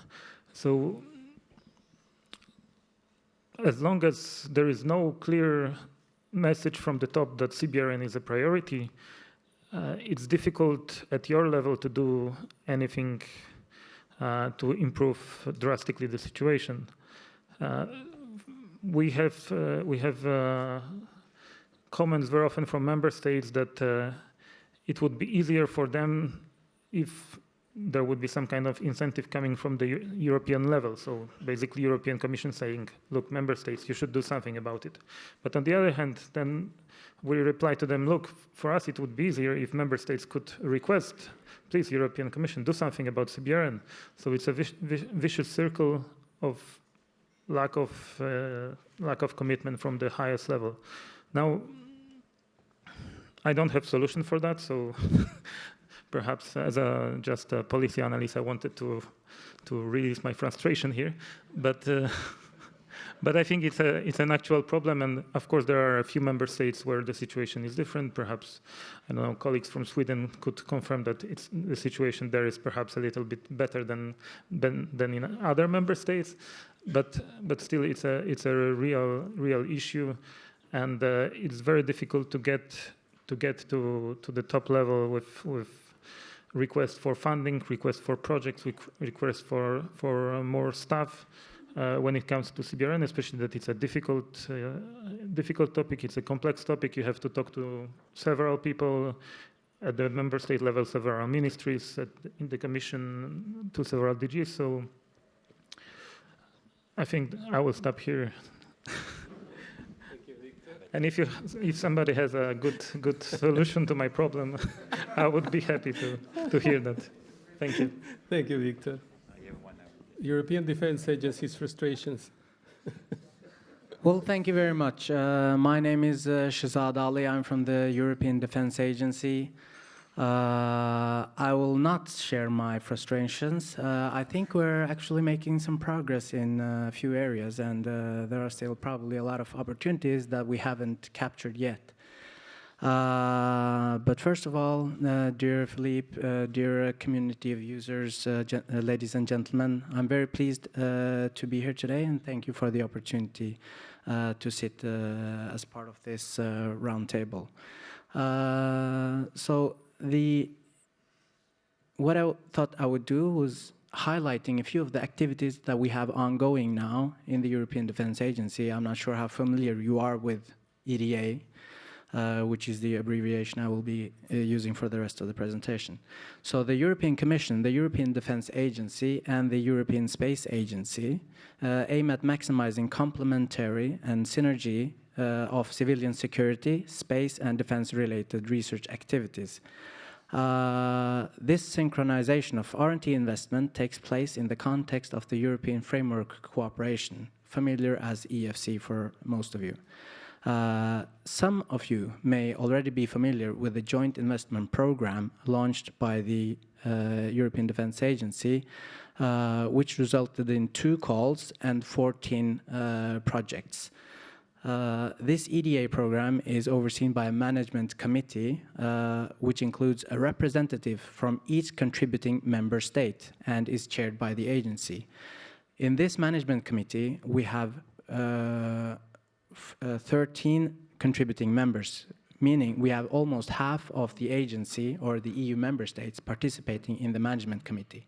And then we have the expert management group, where we, for example, have Philippe participating as a member or also receiving all the dissemination of results in those activities. So he's able to see what we are achieving and how we are addressing the problems and what the possible solutions are to that. So I would say 13 contributing members, still underlining that, 12 million euros, not a big budget, but still, and 14 projects is for me a great achievement for addressing specific defense needs. Now, We're almost halfway through the joint investment program on CBRN, and we're looking forward to see the results of the remaining projects before we start planning for the next phase. And EDA is also in the process of updating the CBRN strategic research agenda, which will provide a roadmap for future investments based on the identified and remaining technology gaps and priorities identified with the involvement of member states, ministries of defense, and subject matter experts. Another initiative to further develop CBRN capabilities and services at the European level is the cooperation between EDA and the European Space Agency, ESA. An EDA and ESA workshop was hosted earlier this year to consult experts from cross-cutting domains on the possible role of space services in addressing CBRNE risks. If I remember correctly, we also gave a presentation to this community about the preparations and the process and the cooperation between the European Defence Agency and ESA. So the workshop was aiming at informing the participants of a call for tenders for studies proposing space-based services in support of CBRNE operations. And we are now looking forward to start the evaluation of the proposals this month. Finally, I would like to draw your attention to the EDA Innovation in Defense Challenge. Today, civil and commercial markets are driving innovation in most underlying technologies. That is the reason why EDA is increasingly engaging with non-traditional defense R&T communities and innovators in order to speed up access to emerging and potentially disruptive research results, possibly identifying areas in which additional investments are needed to fully address future capability needs. So EDA will launch later this year in the CBRN area one of the first defense innovation challenges in view of identifying innovative ideas with potential impact either on future defense capabilities or on existing defense capability gaps. So with that, the European Defence Agency will continue supporting member states and provide a broad framework to conduct cooperative research in the fields of basic and applied science to carry technology development up to the level of demonstration projects. And that concludes my introduction. Thank you. Thank you very much. Are we on, Lee? Okay. Hans, the Belgian perspective on CBRN resilience? So hi everybody, my name is Hans de Neef and I'm working at the Belgian National Crisis Center. Now in Belgium, maybe in Europe, the National Crisis Center has almost a unique position. So we're responsible in Belgium for as well emergency preparedness and crisis management, as for all risks, as well security and safety. And there are a lot of those risks. So this means also that we're responsible for elaboration of emergency plans at the national level, contingency plans, national nuclear and radiological emergency plan, CBRN emergency plan. A lot of plans, nice plans, theoretical plans with parts of implementation and with gaps of implementation. Plans that not always are complementary because there are interactions between a safety plan and a security plan. And as coordinators, we have to bring worlds together. We have to bring the worlds of safety together with the worlds of security. And that's a great challenge, because too many times each and everybody is looking at a problem from his own position, with his own interests. So, but we're a coordination center. The challenge is great, but the problems are great, but we're ready to take them on. Now, from these observations, Carlos made reference to terrorist attacks last year, March 2016. What if this was an attack with CBRN substances? And I have to tell you that even at our National Crisis Center, we don't have all the answers. So we need to look for these answers. And we need to look for these answers in an integrated manner. And now, how to approach this problem? Well, from March on, we have a new Director General. And one of his first actions or decision was we need to, within the National Belgian Crisis Center, create a CBRN expertise center.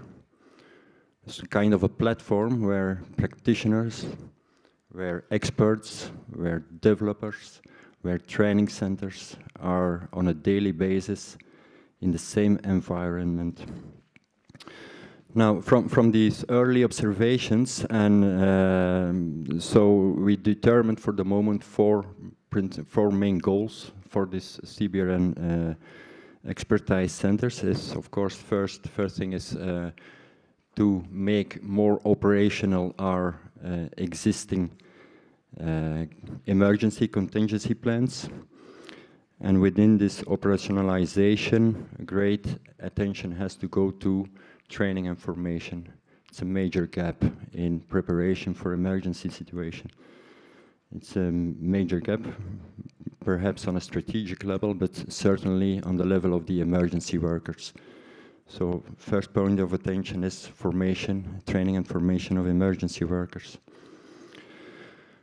Other goal of this center is when something happens, well, we have a nuclear safety plan. When something happens in a nuclear installation, you still have probably a limited time gap to organize and to react. In other risks, this gap is really very limited, because when we make now evaluation of, and evaluation is already very far, of attacks of 22nd of March, almost all discussion go on a time gap from 19 minutes between the first event and the second event. And what should have been done almost to prevent or to react to the first and to the second event. That's a time gap from 19 minutes where a great deal of discussions are going on. So what we need is when something happens, CBRN emergency situation, security related, is immediate, that CBRN expertise is immediately present at the crisis center. Not in 3-4 hours, immediately, so that decision makers can have immediately contact with these experts. So that's another main goal of our expertise center. Now, research and development, of course, many things have to be organized. Making emergency plans operational, risk analysis, risk identification and analysis, elaboration of emergency plans, elaboration of additional procedures at the level of every actor in these plans, development of specific tools, procedures, strategies, formation, organization of emergency plan exercises. All these things, we consider that support from research and development is possible, but support as far as it is really useful to our organization, how we are organized as an authority to prepare for emergency situations. So in this discussion, so we already had discussions with lots of actors. We had a few discussions with DG Home. So Philippe handed us this really nice manual on all research and development projects on the European level that had been taken place. Now, as far as for myself, I'm in for about 25 years in the domain of the nuclear emergency preparedness, and I looked and I handed the manual to other people from my service already there for 10 or more years, and I have to say this was a new world. So this was a new world. This is, for us, it's a new world. Really interesting. So research and development, yes, but in function of what we need. As practitioners on different issues, there's no thing we consider we can't use. Strategies that exist, tools that exist or that be developed, but we need to be able to use them.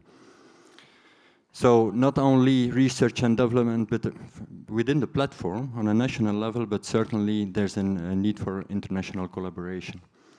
And as a crisis center, we want, and from this CBRN Expertise Center, we want to collaborate not only on a national level, but certainly on an international level with interaction and collaboration with other crisis centers in Europe.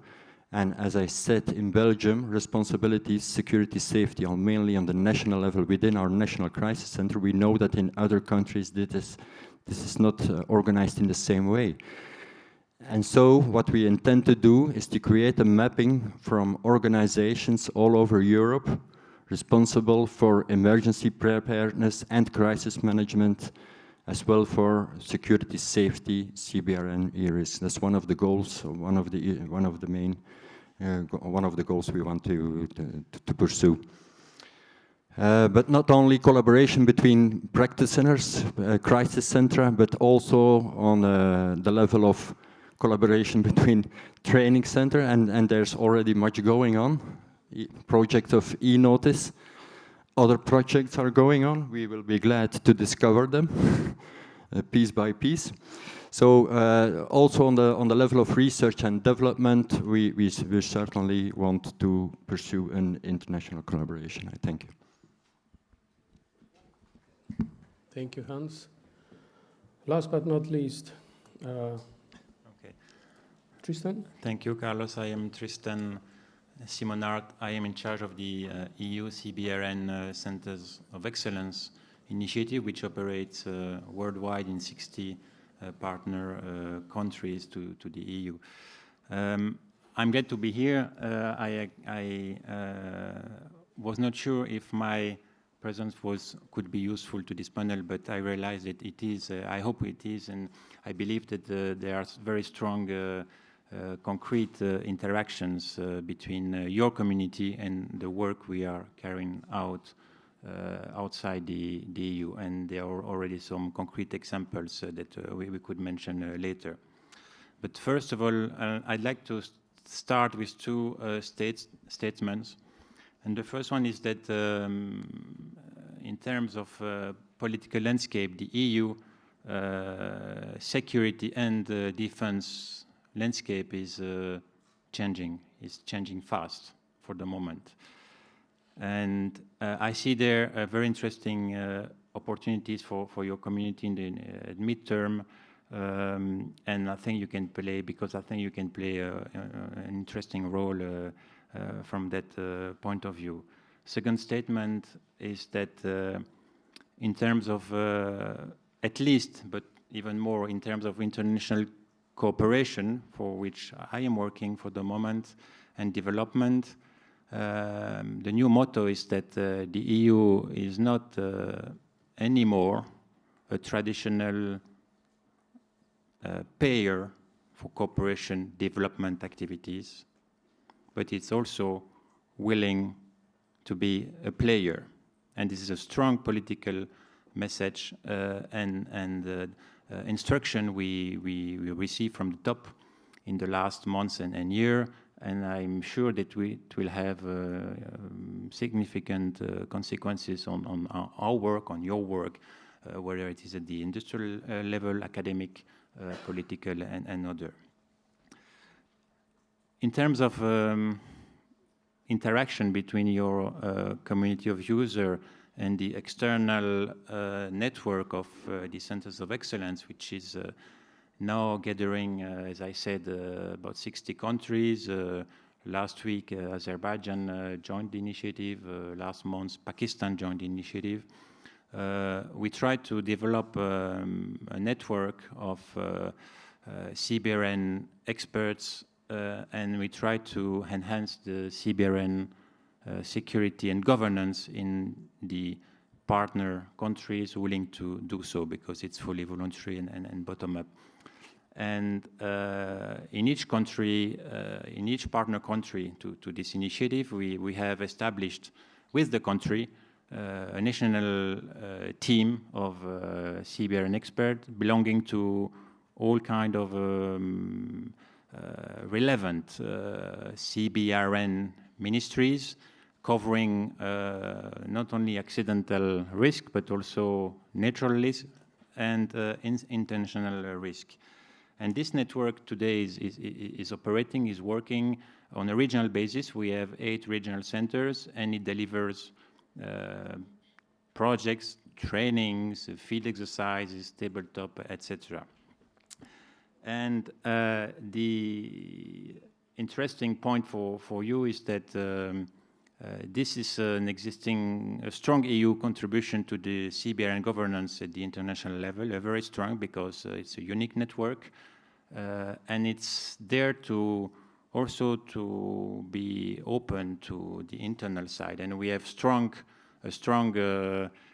instructions to work on connecting better the internal dimension of the EU and the external dimension in terms of capabilities, in terms of facilities, in terms of experts. And we have started to do so, especially with Philippe and your community, and we will continue. So this is not to be underestimated. And I don't want to be too long, because I could start giving different examples. But this is certainly a point where your community has a role to play, bilaterally, multilaterally, at different levels. But we are now working on a stronger connection between the EU existing CBRN networks, whether they're practitioners, law enforcement, industry, academy. And we have our political master behind us, so we are happy to go in that direction, because it is our instructions. And so it may have, I believe it will have, and it already has some impact on the work of some of you. So that's whole. The external dimension is outside the EU, but I can tell you that there are many connections ongoing, and already especially in the neighborhood, because we have already cross-border activities, trainings, field exercises being organized, or that were organized in the last 2 years, bridging together people from the EU inside and the outside of the EU. That's, I would like to stop now and to leave you some time for discussions. I would like to add something. It's a minor point, but for your information, we have an open vacation for a CBRN expert in our unit coming from an EU member state. It's a seconded national expert position, usually taken by an official from a member state. In some countries, according to the bilateral agreements with the European Commission, it may also be someone from the academic, from the non-profit industry, etc. So, for your information. Thank you. Thank you, Tristan. Thank you all. I open the floor for discussion. It's time for you to... There is a question in the back. Where is the mic? All the way back, Philippe.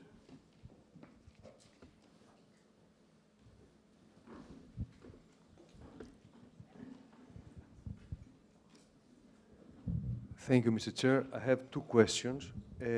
First of all, the arrogance of the human nature and the egoism are the creators of any kind of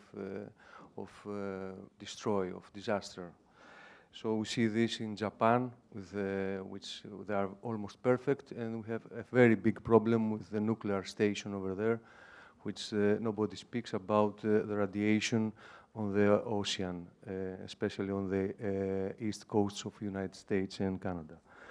So the question is, here in Belgium, which is a very well-organized country, and the manuals are not enough, because we have to deal with the prevention and not when something occurs.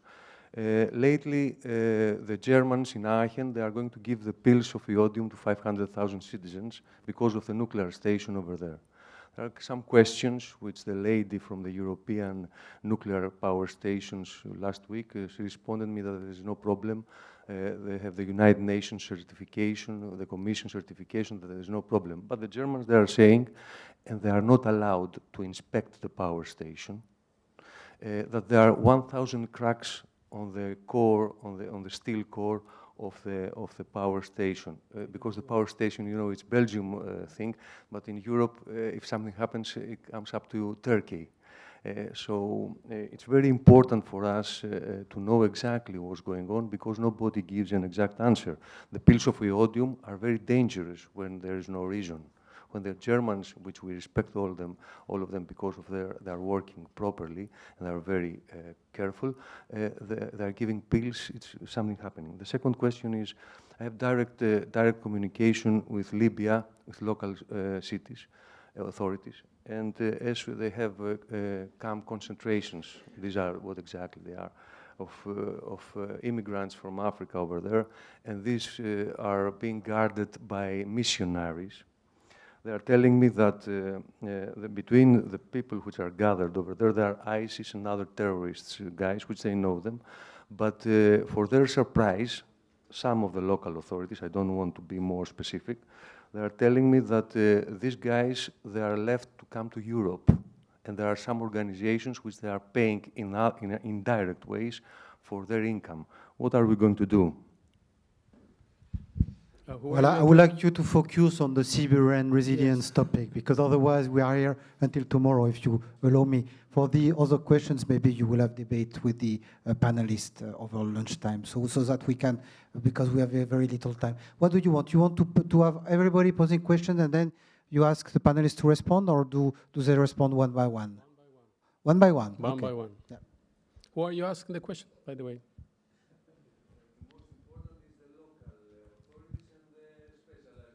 Yeah. Who's picking up the question? So the hot potato is for you, Hans.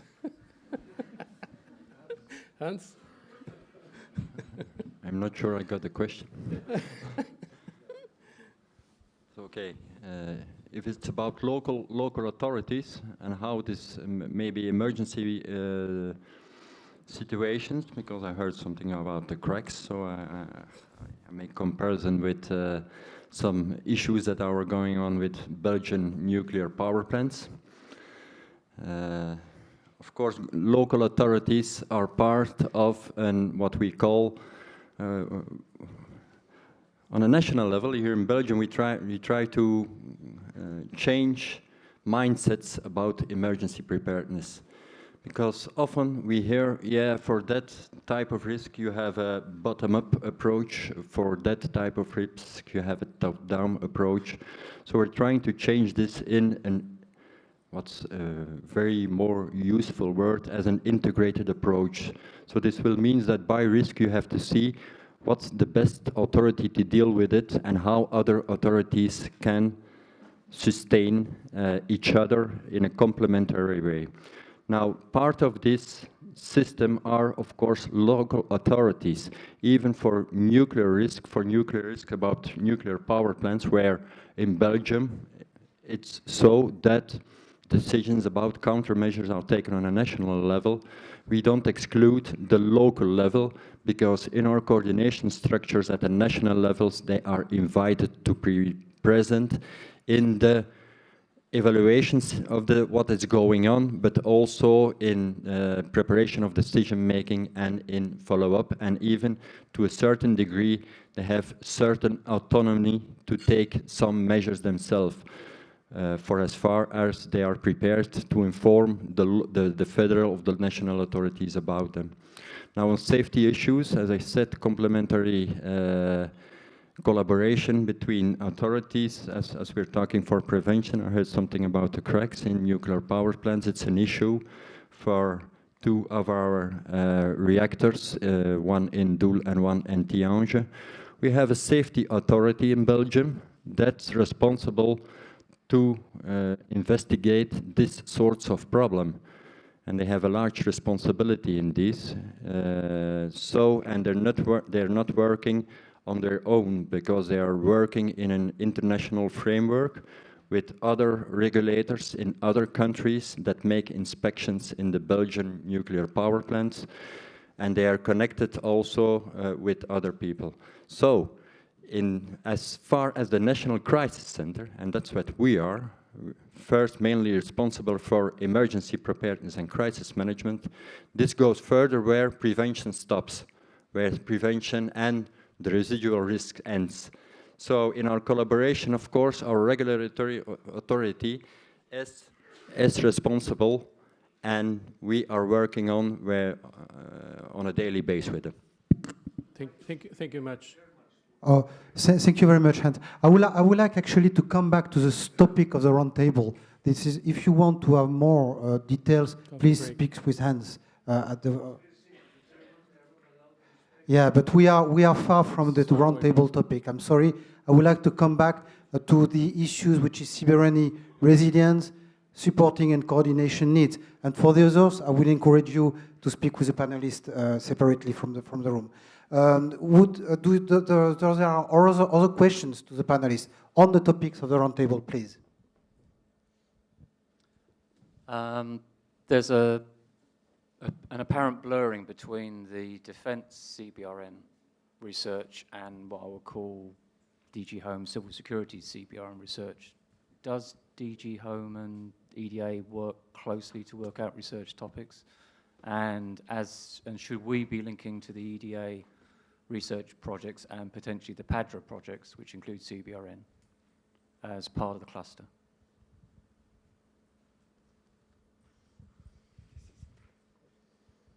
Who's picking up the question? Victor? Shazad? Well, just to start with, I would say that many of the activities, as you probably know, research and development is long-term activities, so it takes a lot of time before the needs are identified and addressed, and then drafting the proposals, putting together the consortiums, finishing the research, and then understanding the results, and then finding out what to do with the results at a national level. So that's up to the Ministries of Defense. And I've only been here in Brussels for 1 year. So I would say that what we are doing now, what we're seeing, is the research taking its time to show what's possible and what the needs are and how we're solving the issues. And then at a later time, of course, in the future, now with the preparatory action on defense research, we see some more opportunities to engage better. Our research in the European Defence Agency is based on the needs that the Ministries of Defence have. So, I mean, there might be other needs that should be addressed, of course, where we should look into the future. But right now, we have some activities at our, I would say, European level, it's taking its time to mature. Thank you very much. I will make actually a plea to encircle. You know, you will have a lot of research and innovative action in CBRN that may have some bridges with EDA-related projects. So I would encourage you to dig this for the Commission to see whether indeed we can establish possible synergies. The willingness is there. Very often it's the time resource which is lacking, so we are working very closely together with EDA, but very often, specifically from project to project, we have difficulties to follow everything. This is the main problem, but we have to organize this, and with Shazad, we already discussed about this, and it will come. So, further questions? Yes. Thank you. Thank you, everyone. I have a question which is more related to the medical aspect of CBRN. So in terms of building the prevention capabilities in case you have an attack, you usually have quite specific drugs that you would need to develop or stockpile in a government. I've mainly worked in the US previously, as you might hear. And there, you know, this has been done for 10, 15 years under BARDA and the CDC. And I'm curious, especially from France and Belgium, to understand a bit how you look at the medical aspect of CBRN. Thank you.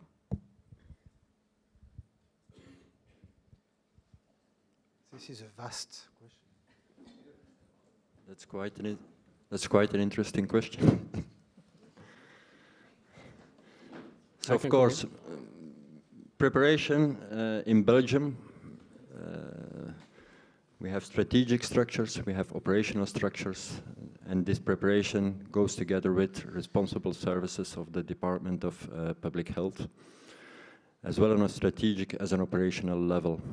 So as far as for these issues, also as for other operational domains, specific preparations you need to take them. So you need to prepare them. So in Belgium, in a general way, for all types of risks, we have what we call a monodisciplinary plan.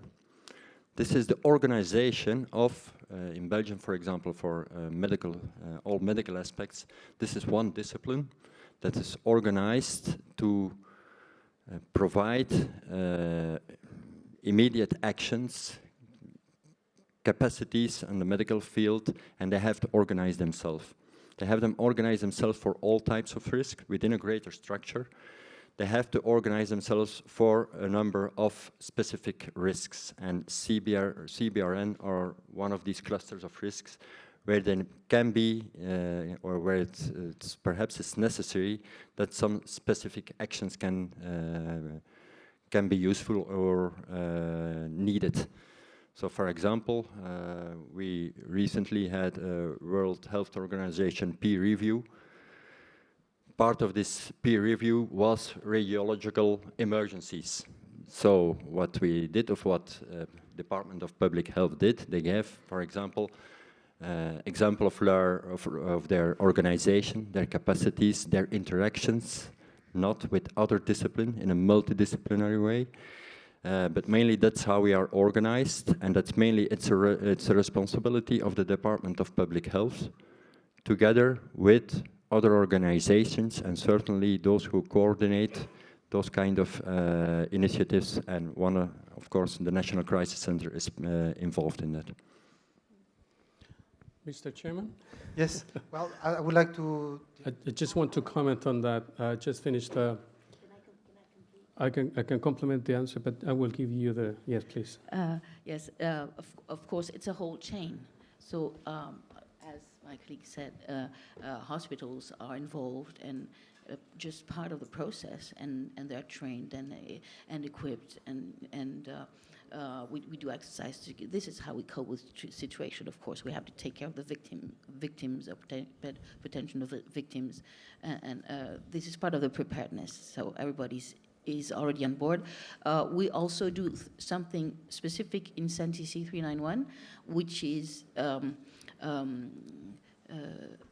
enhancing security in the healthcare facilities by the way we focus on the way we manage NRBC substances that are used for health purposes, so that they are well managed and that they are not taken by someone who shouldn't have them. So we have standards on this too.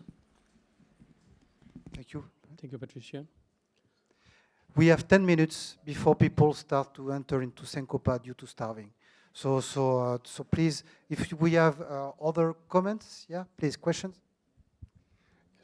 Yeah, thank you. Mathieu Branla from SINTEF in Norway, and I work in DRS7 Darwin, in which we're developing guidelines for crisis management, for resilience management in the context of crisis. So my question is about standardization, because it's an interesting topic, but I find very challenging as well. We have partners from Italy, from Israel, from Sweden, so very diverse countries. We have partners from healthcare. We have partners from ATM, so air traffic management, so a highly regulated domain, work domain, or a much less regulated work domain. So the heterogeneity of practices, of cultures, etc., in all those domains, in all those countries, make it very difficult to make very practical and homogenized guidelines. So how do you deal with it? How do you address that through standards?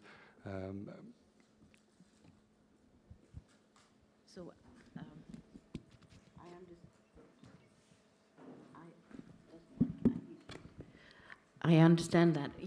Are you from Norway? Where do you do these standards? In which body? Because I don't get it.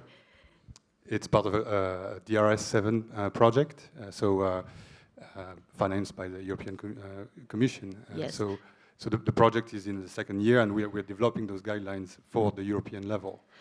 And then you would like to have standardization outcomes because you've been doing some pre-standardization work already. Is that what you mean? Yes. Okay. So we should look at what you do, because it's depending on the subject. You would like to have it. You should have it treated in this TC or the other one, or you might have a joint working group. You don't know. It really has to be looked at closely. Maybe we can discuss this later on, but this is a key issue, you see, because if we want following up from EU-funded projects, now we know that we should not wait until the project is done, because nothing happens then. What you should be done is just what you said, is within the life of the project. As soon as something might look eligible for standardization, take contact and look at it closely, and then the standardization community could help you. But again, it's an expert work, so we would also need your implication. We should make sure that we have all relevant stakeholders on board, and also regarding all the sectors needed and all the countries needed, in order to make sure that when the standards is issued after a few years of work, that's something that people will use because it's their own tool. You see, so maybe let's keep in touch, and then I will explain you precisely how to do this. But just what I told is also works for just any other project or any other item. Yeah, thank you very much, Patricia. Well, there is actually a discussion about a roadmap that needs to be clarified, and we are working very closely with SEN, and it will be discussed this afternoon in the framework of a project called Resistance. So we are working on that because we know that there are indeed some difficulties for research projects to enter into this arena of standardization. Any more, new burning questions? Because we are closely, Teresa, you can, thank you. My name's Dennis Davis from International Fire and Rescue Association, and it really follows on this standardisation issue around CBRN particularly, quite apart from the conflict that I get between Victor and Tristan about the politics of whether or not there is a political imperative to all this. Most of the CBRN capability that exists, and I think it was picked up by the Defence Agency, Salam, is there because there is a predictability, there is a risk. The army or whatever is prepared for a particular event, nuclear industry has been well regulated for so long. But what we're now facing is a different sort of environment where that's, in a sense, spilled out onto the streets. And we can't quite be sure as to what the next threat will be. And the problem I think we have is a lot of these assets, a lot of this training that is well established and well enforced exists, but somehow it's not held together. And the standardization process, in fact, can work against it because it puts it back into silos. Whereas what we're really looking for, I suspect, and I'm a practitioner from that sort of perspective, is something, a framework, a roadmap is perhaps the research words, but at the operational, the practical end, you're looking for frameworks, protocols, procedures that enable you to take a German, Belgian, Dutch systems and integrate them and use them on the street, literally within an hour of an event. And I'm just wondering what the panel, who, is doing to try and move that agenda forward. Thank you. Volunteers. Patricia? Well, that's a very good question. Of course, you have to look at who's doing the standard and for what purpose. And my perspective is the people in charge of social security, which are many partners, but at the end, it's the end users, it's the firefighters, it's the police, it's the policymakers. So who is pushing for doing such standards? DG Home, the Commission, but some countries, some cities, some firefighters organizations, but there is no general policy. of pushing. This is why I asked Commissioner King if he intended to help us push standardization in order to enhance resilience in the European Union. And he said, yes, of course, this is a way to do it. But this is what I'm doing currently is try to raise awareness of everyone that, you know, this is something that you can do, that can make things work, that can bring solutions that are workable for everyone.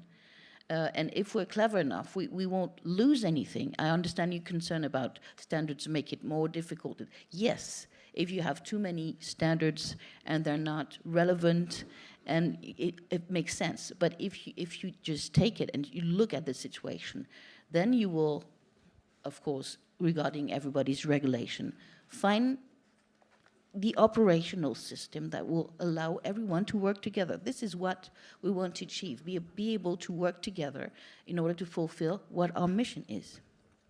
Thank you very much, Patricia. Commissioner King has listened to you. You will see in the work program 2018-20 that there will be a reply to your question. Carlos, are you some last concluding words to say before we can enjoy lunch? Before we break for lunch, I want to thank the panelists by giving them an applause.